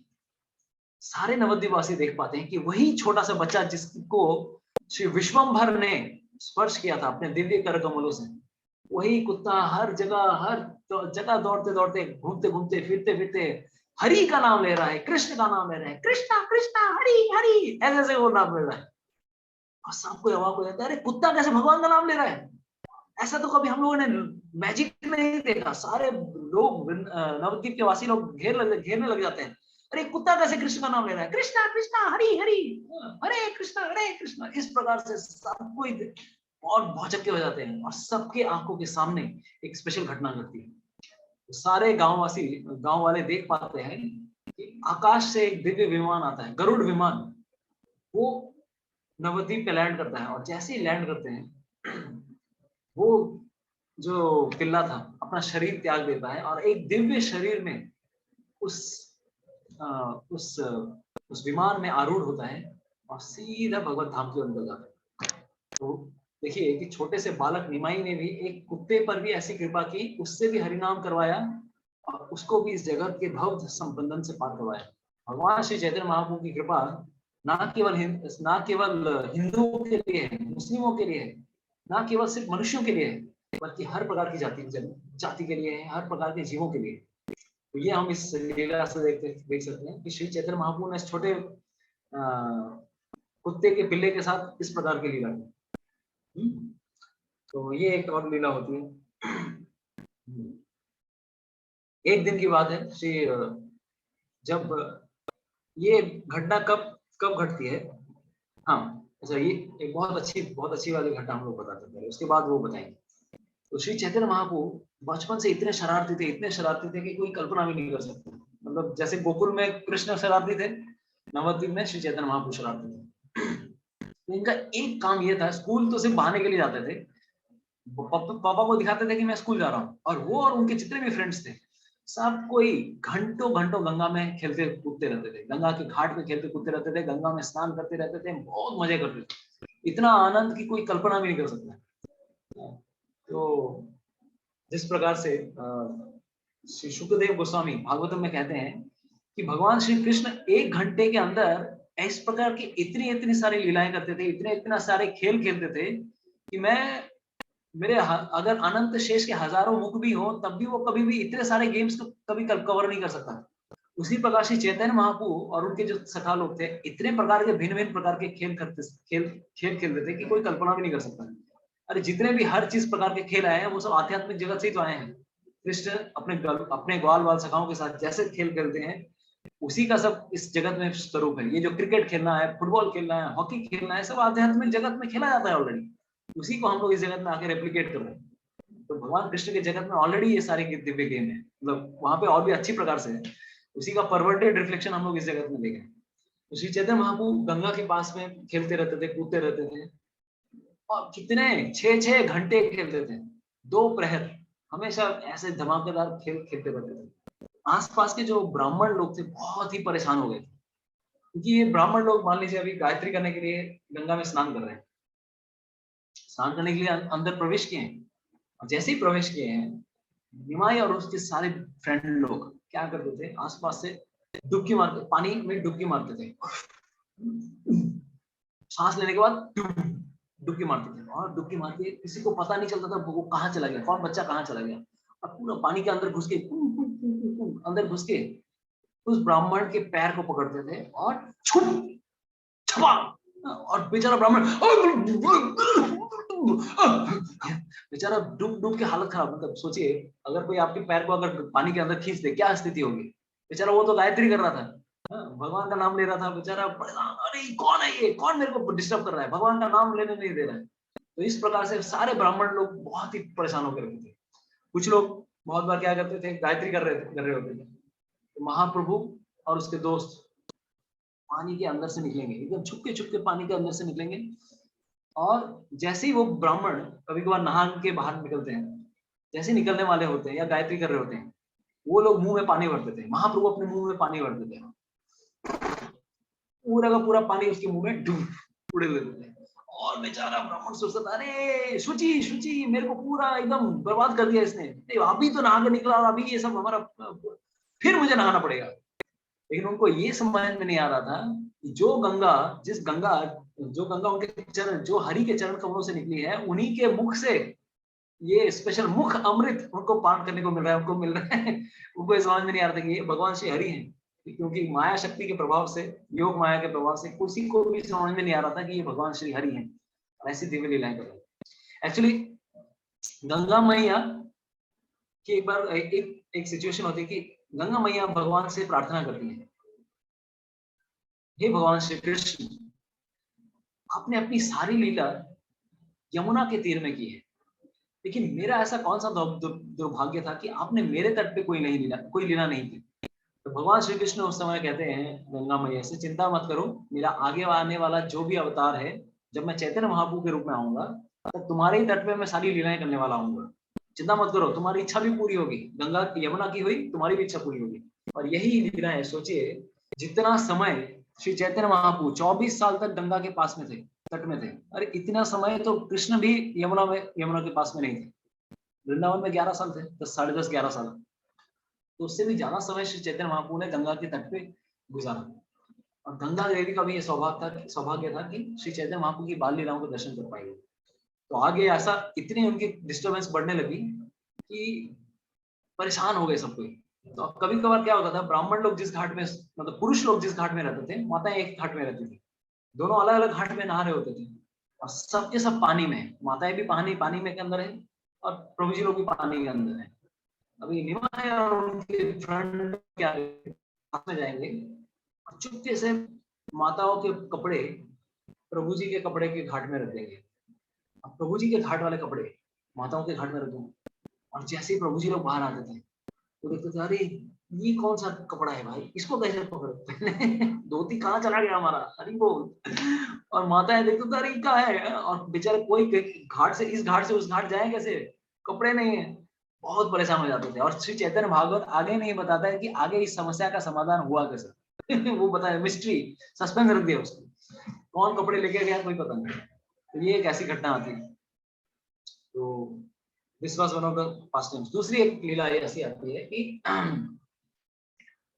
जब श्री चैतन्य महाप्रभु बचपन में आस पड़ोस के, मतलब हर घर पे उन्होंने मतलब तहस नहस करके रखा था।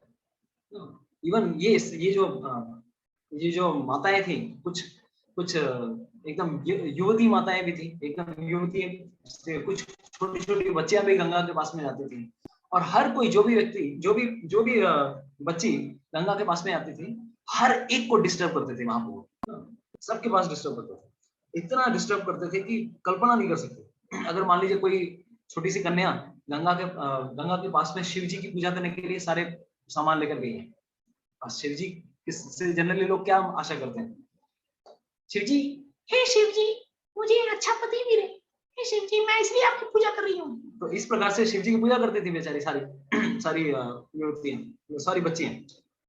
अब महाप्रभु जाते थे, शिव जी को हटा देते थे और सीधा बैठ जाते थे, तो जो भी पूजा का सामान है सब मुझे ऑफर करो हफ्ता वसूली, बोले सब मेरे को दो।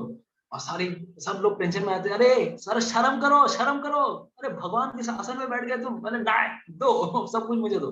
हाँ, और श्री चैतन्य महाप्रभु भी ब्लैकमेल करते थे, अगर तुम लोगों ने मुझे ये सारी पूजा की सामग्री नहीं दी, ये खाने पीने का सामान है, केला वेला जो भी था, चापा केला होता केला, तुमने अगर मुझे नहीं दिया तो मैं तुम्हें अभिशाप देता हूं कि तुम सबकी शादी किससे होगी, 60 साल 80 साल के बूढ़े व्यक्तियों से होगी, जिसकी तुम्हें ऑलरेडी 4 सौतन स्त्रियां मिलेगी, और सबके 4-5 संतानें होंगी, 10-10 संतानें होंगी। तो और साथ ही साथ बूढ़ा हस्बैंड मिलेगा, एकदम कुरूप हस्बैंड मिलेगा। अगर तुम लोग चाहती हो कि तुमको ऐसा हस्बैंड ना मिले तब मुझे दो, और अगर तुम ये सारी चीजें मुझे देती हो तो तुम्हें एकदम बहुत ही ब्यूटीफुल, यंग, हैंडसम, इंटेलिजेंट ब्राह्मणा हस्बैंड मिलेंगे, ब्राह्मण हस्बैंड के रूप में मिलेंगे। और तो और साथ ही साथ यू विल बी, आप बहुत ही हर एक जो आप जितनी भी हो, आपको 7 संतानों की माता बनने का, है ना, बहुत ही होनहार विद्वान पुत्रों की माता होने का सौभाग्य मिलेगा। और जब बच्चियां सुनती थी, अरे बाप रे, ये तो हमें बहुत अच्छा, हमें वरदान दे रहा है, तो ना चाहते हुए भी सबको ही दे देती थी, क्योंकि डर भी लगता था, अरे भाई गलती से अगर मान लीजिए बूढ़े से साथ शादी हो जाएगी तो क्या होगा। तो इस प्रकार से महाप्रभु बच्ची मतलब सबके साथ मस्ती करते रहते थे। कभी कभार किसी के पास जाते थे, ब्राह्मण के पास जाते थे, स्त्रियों के पास जाते थे, गंगा का बालू लेके फेंक देते थे। कभी कभार किसी के सर पे पानी फेंक देते थे। कभी कभार स्त्रियों के सर के ऊपर वो, कभी किसी ने देखा है एक फल आता है, अभी गांव आजकल तो बच्चे जानते ही नहीं है, गांव में कोई खेला है ही नहीं, तो एक स्पेशल कांटेदार, एक अलग टाइप का, मतलब वो कांटी झाड़ी का एक फल होता है, जिसके शरीर पे भी कांटे रहते हैं। हम लोग बचपन में खेला करते थे उससे। कैसे करते थे, खेल के हम लोग स्वेटर पे मारते थे, सबके स्वेटर पे। कभी कभी किसी ने खेला है वो, स्पेशल सीड, स्पेशल फल टाइप का छोटा फल होता है, उसके अंदर कांटे कांटे कांटे कांटे होते हैं, और सबके स्वेटर पे मारने से स्वेटर चिपक जाता है, राइट? किसी ने हरे कृष्णा, क्या नाम है उसका, बताइए कुछ नाम। हाँ, की नाम मतलब आवाज सुना जाচ্ছে না, आवाज गोखरू कहते हैं, गोखरू हिंदी में, अच्छा गोखरू। तो हाँ, तो वहाँ पे ओकरा सीड्स लिखा हुआ है, बट मेरे को कंफर्म नहीं, ओखरू, ओके। तो वो अभी महाप्रभु क्या करते थे, सारी बच्चियों के सर पे, माताओं के सर पे एकदम फक, मतलब अब बाल पूरा एकदम चिपक जाते थे, और सब कुछ बहुत डिस्टर्ब हो जाते थे, सब के सब। हाँ, ग्रीन कलर का चोर काटा चोर काटा, ओके। तो अभी महाप्रभु उसको लेकर सबको डिस्टर्ब कर रहे हैं। तो जितनी भी स्त्रियां थी सब जाके, जितनी भी बच्चियां थी सब जाके जगन्नाथ मिश्रा के पास जाती थी और कंप्लेन करती थी, अरे आपके बेटे को संभालो, कोई एटिकेट नहीं है उसको, अरे हमारे साथ हमको हमेशा छेड़ता रहता है, हमको हमेशा डिस्टर्ब करता रहता है, ऐसे ऐसे काम करता है वो। हम पूजा की सामग्री ले आते, केला लेके आते, कुछ भी ले आते, खा लेता है सब कुछ, सब हजम कर जाता है, संभालो उसको। फिर कुछ देर बाद ब्राह्मण लोग आते हैं, और ब्राह्मण लोग आके वो लोग भी कंप्लेन करते हैं, अरे बेटा तुम्हारा जाकर देखो भाई, अरे 6 घंटे से नहा रहा है, अरे 6 घंटा अगर कोई बच्चा नहाएगा तो तबीयत ठीक रहेगी, बताओ हैं? तो इस प्रकार क्या बात करो, 6 घंटे से रह रहे, मैंने तो उसको स्कूल भेजा, मुझे सच में जाकर देखो तुम। अभी ये जगन्नाथ मिश्र इतने गुस्से में आते हैं, आज ही मैं दिखाता हूँ मजा, डंडा लेके जाऊंगा। तो जितनी भी स्त्रियां थी बोलते, अरे डंडा मत मारो उसको, नहीं कुछ कोई प्रॉब्लम नहीं, हमको कोई प्रॉब्लम नहीं, वो जाएगा, कोई प्रॉब्लम नहीं, करो आप डंडा मत मारना उसको, बिल्कुल भी डंडा मत मारना। मतलब वो इतने प्रेम भी करती थी, साथ में कंप्लेन भी करती थी। अभी जगन्नाथ मिश्रा कंफ्यूज हो जाता था, अरे तुमको चाहिए क्या भाई, कंप्लेन क्यों कर रही हो, अगर तुमको नहीं चाहती तो मैं उसको दंड दूं, वाई यू आर कंप्लेनिंग। सब नवद्वीपवासी प्रेम करते थे। इस प्रकार से कोई एक दिन तो बहुत गुस्से में आ गया, जगन्नाथ मिश्र जाते हैं, देखता हूँ कहाँ है वो, कहाँ है वो। अब सब ब्राह्मण लोग डर जाते हैं, अरे भाई आज तो बहुत पिटाई पड़ने वाली है, हमारे निमाई को, भले ही उनको कंप्लेन करने का मूड था, लेकिन वो नहीं चाहते थे कि निमाई को पिटाई पड़े। जगन्नाथ मिश्र एक रास्ते से जाते हैं, कहाँ है निमाई, देखता हूँ डंडा, बहुत आंखें गर्म होकर शासन करते हुए, और दूसरी तरफ से निमाई के जो फ्रेंड्स लोग थे, दोस्त, वो जाके खबर दे देते हैं निमाई को, निमाई तो बाबा से पाला, एकांत के पाला, भाग यहाँ से, तेरे पिताजी आ रहे हैं, मारेंगे तेरे को, बहुत गुस्से में लग रहे हैं। अरे क्या बात कर रहे हो? हाँ, निमाई दूसरे रास्ते से एकदम रफू चक्कर हो जाते थे, वहां से भाग गए। और निमाई और जगन्नाथ मिश्र आते हैं, तो कहाँ है निमाई, मेरा बेटा कहाँ है? वही ब्राह्मण जिन्होंने कंप्लेन किया बोलते, नहीं निमाई तो नहीं है यहाँ पर, कोई नहीं है यहाँ पर, निमाई नहीं था यहाँ पर। बोले क्या बात कर रहे हो? नहीं, मुझे अभी कंप्लेन मिला है कि निमाई यहाँ पे था, तुम लोगों ने बताया, नहीं निमाई नहीं है यहाँ पर, चला गया। और दूसरी तरफ निमाई, सोचिए वो छोटा बालक निमाई जब घर लौट के आते हैं, घर लौट के कैसे आएंगे, 6 घंटा नहाया है वो बच्चा, लेकिन भगवान का ऐश्वर्य, भगवान की लीला कैसी है। भगवान आकर वो छोटा सा बच्चा जब स्कूल बैग लेकर आता है, एकदम साफ सुथरे, एकदम कोई भी कपड़ा गीला नहीं, इवन सर के बाल भी एकदम सुंदर कंघी किए हुए, किसी को समझ में नहीं आएगा कि वो बच्चा इतना देर तक नहा के आ रहा है। ये भगवान की लीला, लीला शक्ति इस प्रकार से कार्य करती है। और उनके शरीर के ऊपर, उनके शर्ट के ऊपर इंक के स्पॉट्स थे, बहुत जगह इधर उधर गिरा हुआ है, मुंह पे दाग लगा हुआ है इंक का, इधर उधर दाग लगा हुआ है। कोई कह नहीं सकता था कि वो बच्चा स्कूल नहीं गया है। और जैसे ही घर पे आया बेचारा ने, बच्चे ने बैग खोला, मम्मी ने हाथ पैर धुलाया, खाने पे बैठ गया, और बीच में जगन्नाथ मिश्र लौट के आते हैं, कहाँ था तू? पापा मैं तो स्कूल गया था। अरे कहाँ तू स्कूल गया था? सच में तू स्कूल गया? हाँ पापा देखो। किसी को संदेह भी नहीं होगा कि ये निमाई इतना ऐसे ऐसे कार्य करके आ रहे हैं और घर पे आके एकदम नॉर्मल। ये है भगवान श्री चैतन्य महाप्रभु की लीला, और बहुत आनंद आता था सबको।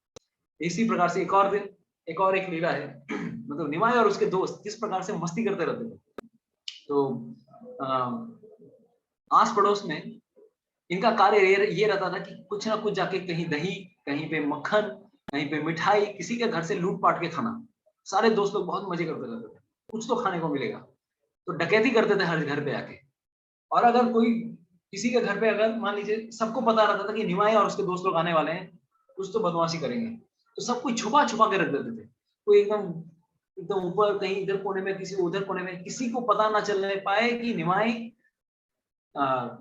को पता ना चलने पाए कि हम लोगों ने माखन मिश्री या दही, मिष्टी दोई, मिठाई कहाँ रखी।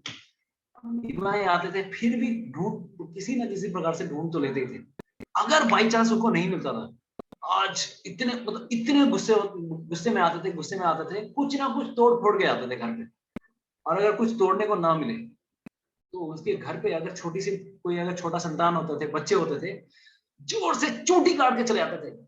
और बच्चा बेचारा बहुत चिल्लाता था बच्चा, और सब कुछ सोचता, अरे मेरा बच्चा को क्या हो गया अचानक जाके, और सारे बच्चे वहां से भाग। इस प्रकार से बहुत गिला करते थे। कभी कभार अगर और ज्यादा गुस्सा आया कि अरे हमको इसके घर में खाने को नहीं मिला, इन्होंने छुपा कर रख दिया सब कुछ, तो उनके पूजा घर पे जाते थे श्री चैतन्य महाप्रभु, और कल्पना भी नहीं कर सकते हम क्या करके आते थे श्री चैतन्य महाप्रभु। उनके पूजा घर पे जाके सुसु करके भगवान पूरा एकदम, सोचिए अभी वो भी भगवान की दिव्य लीला है, लेकिन वही छोटा निमाई उनके पूजा के रूम में जाके पूरा पूरा अपवित्र करके आ जाते थे, सुसु।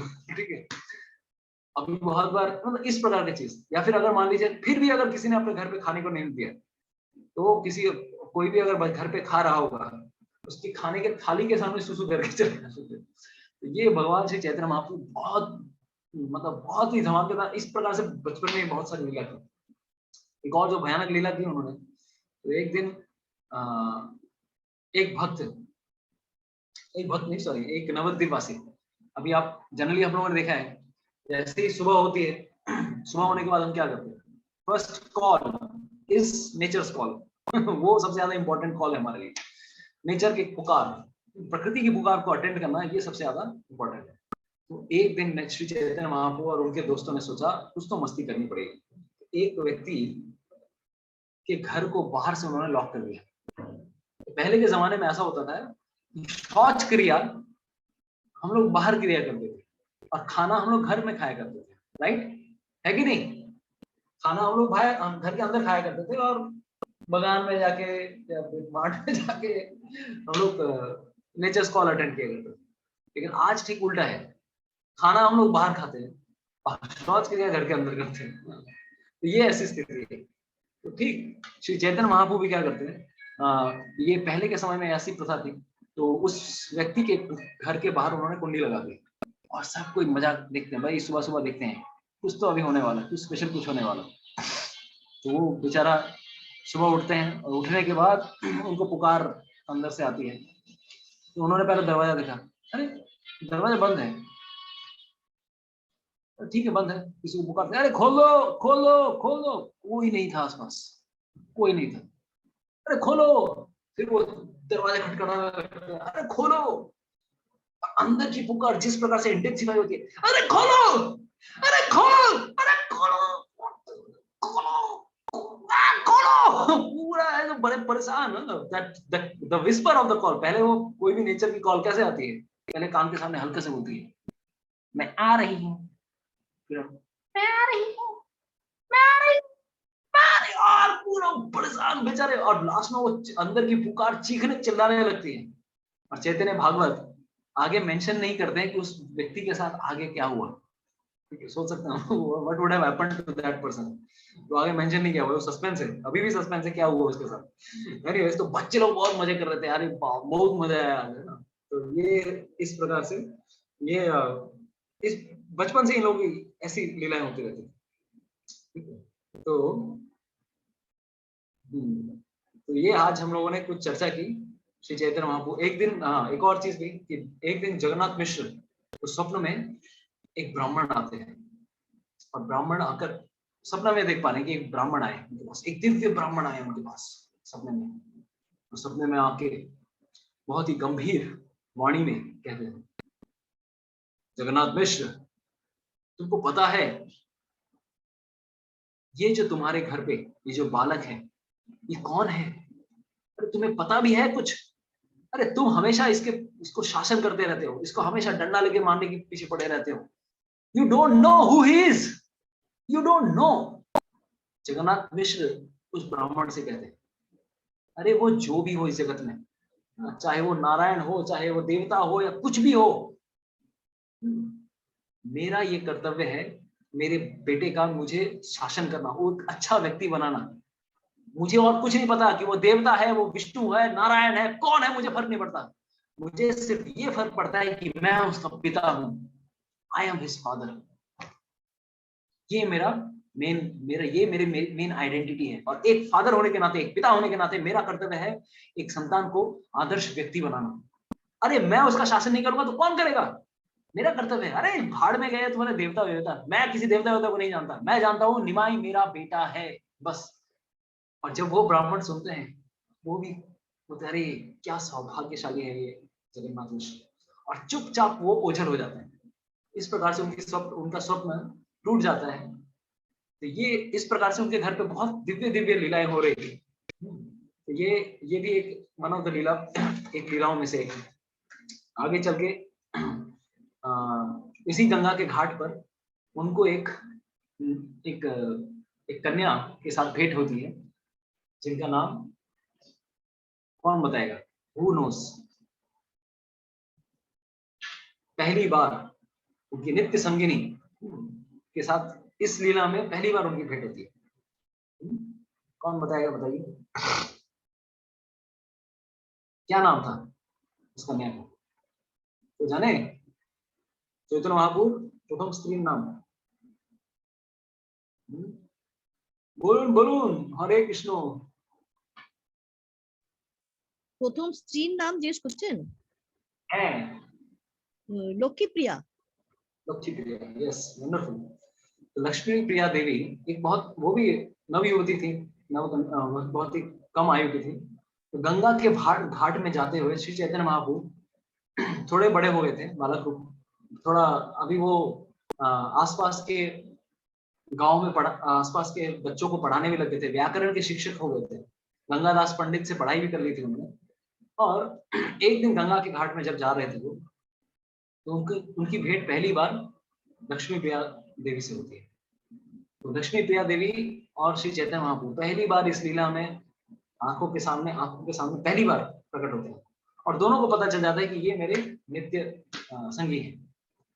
और इस प्रकार से उस समय लक्ष्मी प्रिया के हाथ में एक पूजा की थाली थी, उसमें चंदन थे, बहुत कुछ थे, लेकिन लक्ष्मी प्रिया देवी ने उसी चंदन को श्री चैतन्य महाप्रभु के चरण में अर्पण किया।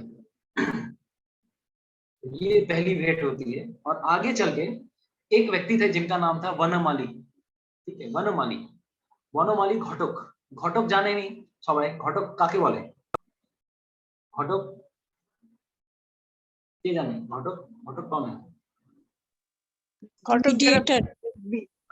शादी करवाते हैं, কারো আওয়াজ শোনা গেল না। যারা বিয়ের জন্য দুদিকে ঘটকগিরি করে, যারা বিয়ে দেয় মানুষের, দুদিকের মানে কথাবার্তা আদান প্রদান করে, বিয়ের যোগাযোগ করে। मैच मेकर, शादी करवाने वाले। हाँ, तो अभी वहां पर एक व्यक्ति थे वनमाली। ये वनमाली और कोई नहीं, विश्वामित्र मुनि, जो कि रामचंद्र का जी का विवाह करवाने के लिए जिन्होंने योगदान दिया था। ये वनमाली राम जी की लीला में विश्वामित्र मुनि थे। उनके इस लीला में एक और पहला विवाह करवाने में उनका पहला योगदान था। तो वो जाते हैं और लक्ष्मी प्रिया देवी के घर घर पे जाते हैं और वो कहते हैं उनके पिताजी से, आपकी पुत्री के लिए मेरे पास एक बहुत अच्छा प्रस्ताव है। हाँ बताओ बताओ कौन। मुझे लगता है इनके पति के रूप में श्री विश्वम्भर पंडित, निमाय पंडित, इससे बढ़कर और कोई पति नहीं हो सकता। और उनके पिताजी जब पहली बार ये सुनते हैं इतने हर्षित होते हैं, इनकी माता इनकी इतनी हर्षित होती है, लक्ष्मी प्रिया देवी की माता बहुत खुश हो जाती है। ऐसा पति और मिलेगा, पूरे देखने में इतने सुंदर, घुंघराले बाल, हाथ अजानुलंबिता, हाथ घुटनों तक जाते हैं, हमेशा हाथ में पुस्तक लेते हुए गंगा के तीर में घूमते हुए श्री चैतन्य महाप्रभु हमेशा रमण करते रहते थे। पूरा नवद्वीप धाम जानता था श्री चैतन्य महाप्रभु की ख्याति। ऐसे प्रकांड पंडित थे शास्त्रों के वो। ये जब सुनते हैं तो बोलते हैं हाँ हाँ जरूर जरूर, आप अगर आप चाहें तो बात आगे बढ़ाइए, बिल्कुल बढ़ाइए। लड़की वालों की तरफ से हामी भर दी उन्होंने। तो वही वनमाली पंडित आगे जाते हैं और पहुंचते हैं किनके घर पे, बताइए किनके घर पे पहुंचेंगे? जगन्नाथ मिश्र जी के। हाँ, जगन्नाथ मिश्र जी के घर पे पहुंचते हैं। जगन्नाथ मिश्र उस समय उस धराधाम में नहीं थे, तो शची माता शी वाज अलोन। तो शची माता के घर पे पहुंचते हैं, लेकिन पहुंचने के तो पहुंचते हैं और शची माता को पूरा वृत्तांत सुनाते हैं। तो मेरे लिए पता है आपके बेटे के लिए हमारे पास बहुत अच्छा प्रस्ताव है, चटमंगनी पट विवाह करवा लो, बहुत अच्छा प्रस्ताव। बोले कौन? लक्ष्मी प्रिया देवी। अरे सर्वगुण संपन्न ऐसी देवी इस जगत में और कोई नहीं हो सकती।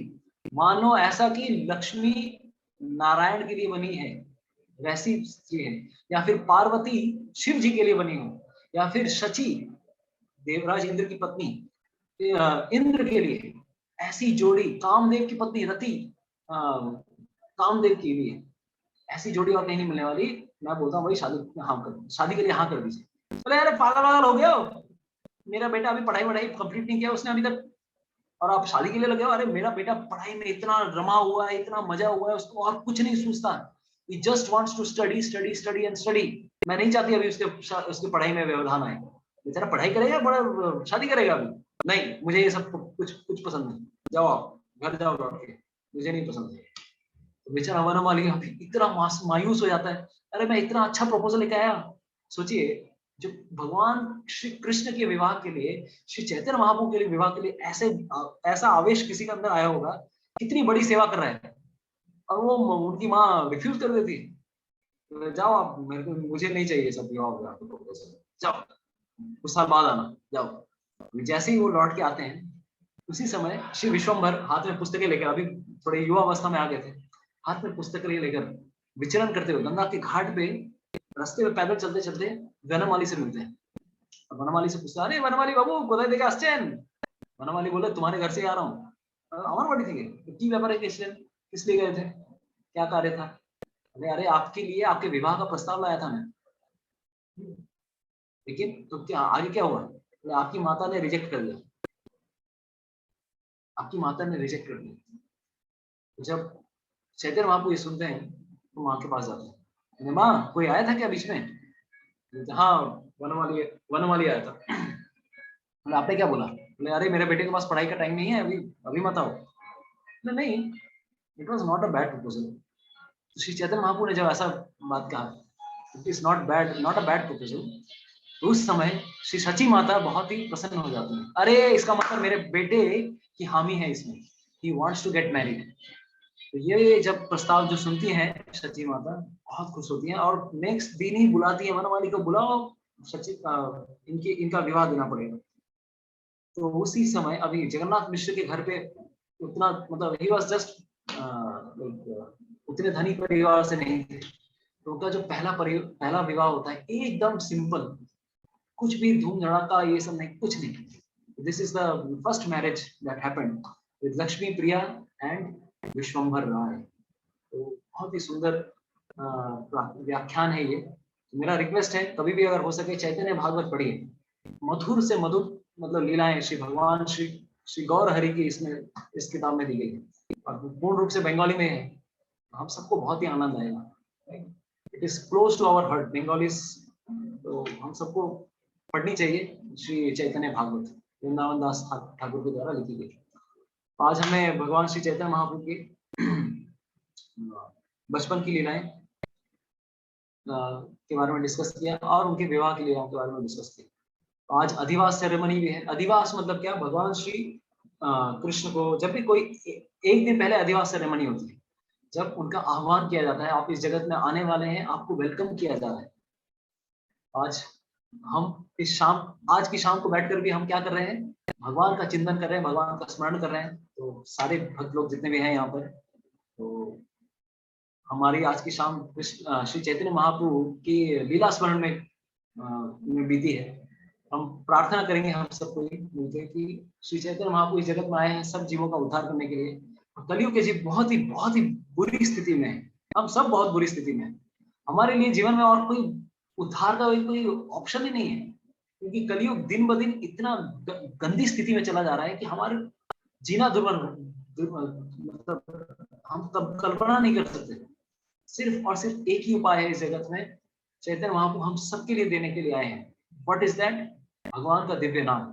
लेकिन उसके प्रति भी हमारी रुचि नहीं होती है। जो हमें इस जगत से निकालने वाला है उसके प्रति भी हमारी रुचि नहीं है। तो कल श्री चैतन्य महाप्रभु जो सबसे कृपालु अवतार हैं, भगवान श्री, अवतार क्या? भगवान स्वयं ही वो अवतार ही है। वो भगवान के अवतारों में नहीं आते। He is the same God Krishna, he is the same fountain head of Lord of all incarnations. तो वो भगवान श्री कृष्ण इस बार राधा रानी के भाव को लेकर आए हैं, एक माँ के भाव को लेकर आए हैं। वो पिता के भाव में नहीं है। और हम सबके सारे जीवों के त्रुटियों को नजरअंदाज करते हुए सिर्फ एक ही चीज वो हमसे एक्सपेक्ट करते हैं, बोलो कृष्ण भजो कृष्ण करो कृष्ण शिक्षण। यही हमसे एक्सपेक्ट करते हैं कि कृष्ण को अपने माता समझो, कृष्ण को अपना पिता समझो, कृष्ण को अपना पति समझो, कृष्ण को अपना सखा समझो। वही हमारे सब धन प्राण, हम सबकी सब चीज है वो। बस हमें यही भगवान श्री कृष्ण को अपने जीवन में अपनाना है। यही श्री चैतन्य महाप्रभु की शिक्षा है। हमारा रिक्वेस्ट है हम सबसे, आज हम प्रार्थना करेंगे श्री चैतन्य महाप्रभु से आज की रात्रि को सोने के पहले कि हे श्री चैतन्य महाप्रभु, मैं बहुत ही बुरी स्थिति में फंसा हुआ हूँ। हम सब आपस में अपने सब के लिए, इस जगत के कल्याण के लिए हम प्रार्थना करेंगे, इस जगत के जीवों के कल्याण के लिए प्रार्थना करेंगे, ताकि सबको इस कली के चक्कर से निकलकर भगवान के चरण कमलों में स्थान प्राप्त हो। कल बहुत ही शुभ तिथि है। कल शाम तक हम सबको फास्टिंग रखनी है। बहुत छोटी तपस्या है। अगर आपको फिर भी दिक्कत आती है तो आप जल ग्रहण कर सकते हैं, जूस ग्रहण कर सकते हैं, फल ग्रहण कर सकते हैं, या फिर एकादशी प्रसाद भी ग्रहण कर सकते हैं। और साथ ही साथ मंदिर, नियरेस्ट मंदिर जरूर जाइए, दर्शन करके आइए श्री गौरांग महाप्रभु का। अभी तो कोविड खुल गया है, दर्शन खुल गए हैं, तो जरूर जाइए, क्योंकि पिछले 2 साल हमारे बहुत ही भयावह साल गए हैं, राइट। तो श्री चैतन्य महाप्रभु की कृपा पाने के लिए जरूर मंदिर जाइएगा। और शाम को गुरुसदय में, जो मिंटो पार्क के आसपास है, शाम को प्रोग्राम गुरुसदय में है। श्री गौरांग महाप्रभु हमारे मंदिर के जो बड़े विग्रह हैं उनका अभिषेक होगा शाम को 5 बजे से, 5 सवा 5 बजे से। और न्यू टाउन राजारहाट में भी शाम को 5 बजे से 5 उसी समय अभिषेक है। तो जो यहाँ के पास में यहाँ आ जाइए, जो वहाँ के पास है वहाँ चले जाइए। और कल सुबह मैं मंदिर में भी रहूंगा, तो अगर आप लोग मंदिर आते हैं सुबह के समय तो मैं आप लोगों से मिल भी सकता हूँ। Hare Krishna. Thank you so much सबके जितने भी भक्त हैं हमारे। आज कौन कौन है? कल्पना माता जी, पूनम माता जी, लता माता जी, भारती माता जी, विक्रम प्रभु, हरे कृष्णा, निरुपम प्रभु, शुभांगी माता जी, रंजिता माता जी, अच्छा रंजिता माता जी का भी नाम है रेवती माता जी, रेवती वारुणी देवीदासी, हरे कृष्णा। पूजा माता जी, हरे कृष्णा। ज्योत्सना माता जी, सरस्वती माता जी, हेमांग प्रभु, हरि बोल। प्रियंका माता जी, राजू प्रभु, तपति माता जी, सोलंकी माता जी, हेमांग प्रभु फिर से हैं, दूसरे डिवाइस से हैं शायद। मनीष प्रभु, हरे कृष्णा। कावेरी माता जी, आई थिंक रियलमी कावेरी माता जी, सुमिता माता जी, हरि बोल। मनीषा माता जी एंड गैलेक्सी प्रभु जी माता जी, हरे कृष्णा। तो धन्यवाद आज के सेशन में आने के लिए। कोई भी भूल त्रुटि हुई हो तो क्षमा कीजिएगा। और कल के लिए हम सबको प्रिपेयर करना है, तो इस कथा के द्वारा हम आज विराम देंगे। हरे कृष्णा। तो सबको अपना दर्शन भी दे सकते हैं, कैमरा ऑन कर सकते हैं। आज कथा समाप्त हो गई है, ज्यादा लोग भी नहीं है, तो अपना दर्शन से भी सब सारे वैष्णवों को पवित्र करिए। हरि बोल। हरे कृष्णा, हनुमान प्रभु, Hare Krishna, Radha Madhav. Thank you so much for being there in today's session.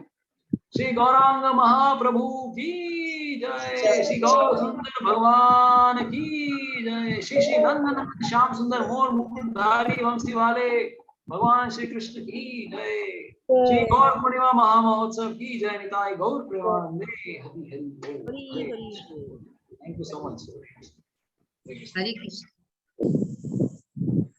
Srila Prabhupada की जय। जय।